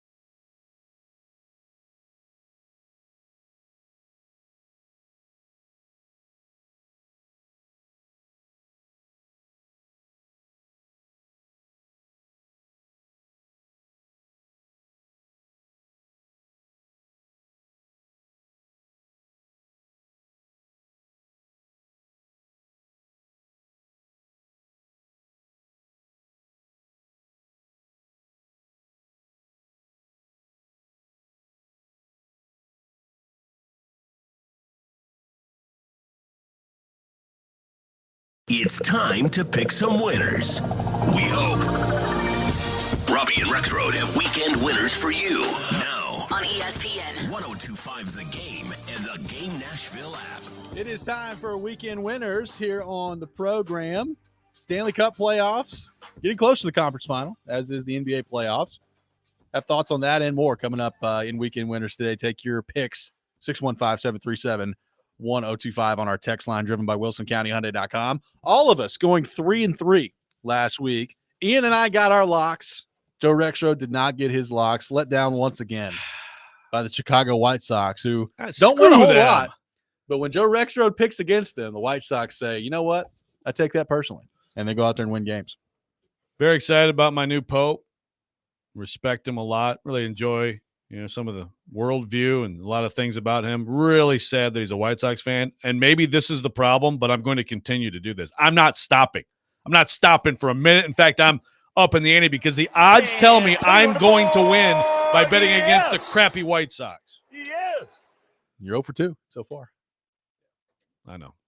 That's why I feel good about this. Like, you got to play the odds, right? You would think. The overall standings, Rexrode remaining in first place, 36-30 overall, 7-4 on his locks, 43 points. I also have 43 points, 35-31 overall, 8-3 on my locks, good for 43 points. Ian, 35-31, really probably should be leading the competition, except he got screwed by Keyser earlier in the competition. 5-6 on his locks, good for 40 points. So only 3 points back is Ian after taking over the competition, significantly further back than that. So we'll see if Ian continues his charge up the standings. We begin with the Toronto Maple Leafs and the Florida Panthers coming up in Game 6 tonight. It is win or go home for Toronto, which is Rexrode's Stanley Cup pick. Joe Rexrode, who we got tonight in Game 6 between the Leafs and the Panthers? It's crazy that I'm doing this, but what the hell? I'm gonna what is it? Dance with the partner who brung you? Is that what the saying That's is? Yeah, square dancing. I'll just go with the Leafs. Why not? Panthers lock. That's probably the better pick. I'm locking down on the Panthers. There's a chance they may win 9-1 tonight. They're gonna smoke Toronto. Mentally, I always think the Leafs are pretty fragile anyway, mentally. And now that they've just lost 3 in a row, they got absolutely sandblasted the other night at home by Florida. This thing's over. The Panthers winning tonight in a runaway to advance to the Eastern Conference Final. Ian Safar, Game 6 between the Leafs and the Panthers. Who you got? I'm also taking Florida. I'm trying to decide if I would like to lock this one down as well, considering what the others are, but I will not lock it. Okay. I'll go Florida. All right, going with the Panthers. Leafs hit rock bottom, and now it's like Rocky doing those push-ups, baby. Last couple of days. Here we go. More percentage. How much of you actually believes the pick that you just made? 11%. 11%. But according to Vingen, it's 100%. According to Vingen, that means I'm 100% that they're going to win. Go, Leafs, go. See how it goes. Vingen doubled down on that terrible math. The Thunder and the Nuggets in Game 7 coming up. Oklahoma City, the home team, they are favored by 7.5 in this one. I will pick with my heart in this one. I'm not a Thunder fan, but my brother's a massive Thunder fan. So I'll go with the Thunder minus the 7.5 in a blowout in Game 7. Ian Safar, who we got? Thunder, Nuggets coming up in Game 7. Give me Denver to cover the 7.5. Going with the Nuggets plus the 7.5. Joe Rexrode, Denver, Oklahoma City, Game 7. Yep, I like the 7.5 for sure, and I feel like Denver might just do this. Sorry to your brother and your Thunder fandom. I think it's going to be a great Game 7, and I think I think the Joker might just have something up his sleeve. He's not who I want to be playing. A lot of scratches up his sleeve and blood. They showed him on the screen again a minute ago, and his shoulder just had like this big mark on it. I was like, golly, he just gets smoked in there every night. Soft NBA. Now to the individual portion of the program. Ian Safar, your first individual selection. Okay, I'm going to go with my heart on this one. I'm taking the Knicks. I believe it's minus 2.5. You are correct. Yeah, Knicks minus 2.5 over Boston to take the series. Going with the Knicks minus 2.5 against the Celtics. Joe, I will go with the Celtics plus the 2.5 against the Knicks in Game 6 to force a decisive Game 7 back in Boston. Joe Rexrode, your first individual selection. I guess we all should have just picked this game too. I'm going Robbie's way, and I hate the Celtics winning anything ever. The Knicks are such frauds. Give me the Celtics. Wow. I got personal there at the end, Ian. Well, Kaharski, direct shot at your team. This is a Kaharski argument. I'm sorry, but he's. Of course they're a contender. They've got Patrick Ewing. They got Stephon Marbury. Yeah, out there there. you go. Good stuff. Walt Clyde Frazier coming out of the locker room makes me melt in my seat. And especially my husband, Archie Bunker. This may be my favorite thing you've ever done. Oh, God. Joe, your second individual selection. Cubs over White Sox. Lock. Guarantee. Now, hold on. Now, here's the question. Yeah. The only question is which day. Okay. So I need to be a little bit strategic about the day. Boyd's going, all right, give me that Saturday. Okay, so Saturday. We're avoiding the Friday one now. We're not avoiding it, but we're not making it our lock. Okay. So Cubs -1.5, locking down against the White Sox on the Saturday game coming up. Ian Safar, your second individual selection. Okay, I'm going to I'm taking the Stars. Okay. Over the Jets. Stars against Jets in game number 6, which would punch their ticket to the Western Conference Final. Give us a Stars Oilers against the Edmonton Oilers, which, by the way, could be that would be fun. An awesome Good series. So looking forward to that if that happens. Give me the Arizona Diamondbacks -1.5 against the Colorado Rockies. I have not failed in this strategy yet. Diamondbacks -1.5 against the Rockies. At some point, they probably need to move that line back to 2.5, 3.5, but they hadn't done it yet. So give me the Diamondbacks -1.5 against the Rockies. Joe Rexrode, your third individual selection. Cubs over White Sox today. Cubs -1.5 against the White Sox today. So he's got Friday and Saturday covered at this point. Ian, your third individual selection. Okay, I will go Nashville SC. Okay, I'm gonna go back to them. Ooh, there we go. They're on a heater right now. Good win, midweek win. They're playing DC United this weekend at home. I'll take Nashville SC to keep on the right track. Nashville SC winning against DC United coming up this weekend. Give me the LA Dodgers -1.5 against the Angels in the Battle of LA. But I guess technically kind of the Battle of LA and then Anaheim and however you want to slice it over there. So there you go. Cali. Ian Safar, your final individual selection. Okay, I am also going to guarantee the D-backs over the Rockies. 1.5. You're going lock on that. Yeah, I'm going to lock that one against the Rockies. I mean, the Rockies are. I mean, they had a little bit of a fire the coach rebound for a couple of games, and now that they've realized that that's passed, it's back down. We almost might need to take them off the board. You're off the board, Rockies. We realized that we suck again, so going. I mean, they are on an historic run. Give me the Philadelphia Phillies -1.5 against the Pittsburgh Pirates. Baseball expert Robby Stanley checking in over here on the program. I almost did a PGA championship bet, but that's too specific, so I'm not going to do that. Rexrode, your final individual selection. Also, your Australian rules football pension is kind of. We'll get to there at some point. Fade away. Cubs over White Sox Sunday. The entire series. Joe Rexrode going with the Cubs against the White Sox on Suck Sunday. it, White Sox. -1.5. So the White Sox. White Sox have really just gotten you the last couple of weeks. So you are tripling down on the Cubs against the White Sox this weekend. I really hope Michelle Perry and Ryan from Chicago are listening today, both to that and also to the Caleb Williams conversation. It's a great day for Chicago sports fans. It really is. This has been Weekend Winners. Take your thoughts, your picks on our text line driven by WilsonCountyHyundai.com. We'll get into the weekend in sports coming up next. Final thoughts on the Titans as well. Robby and Rexrode, 102.5, 106.3 The Game.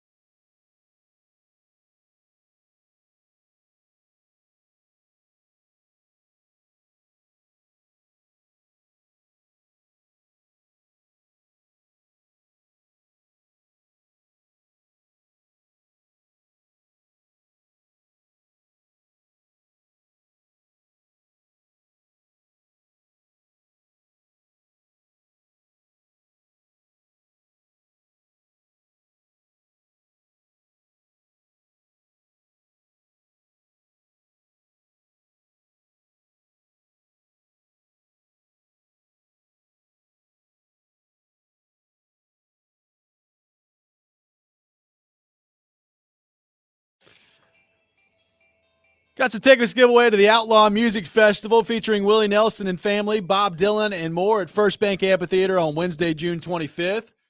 Tell you what, let's go rapid fire. First caller, 615-737-1025, our phone number. Quick draw here. Outlaw Music Festival coming up on June the 25th at First Bank Amphitheater. Caller number 1 will win those tickets. So if you're the quickest, you win today. We'll see how that goes here. Are you going to be at the you're not even going to be in town on June 25th, are you? If you've been hanging out with Willie Nelson, you may not be the quickest. You may not. I don't know. I honestly don't even know what the heck we're doing. I'd like to go to that.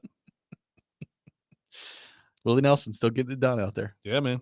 Still getting it done. I smoke weed constantly. That drop will never get old.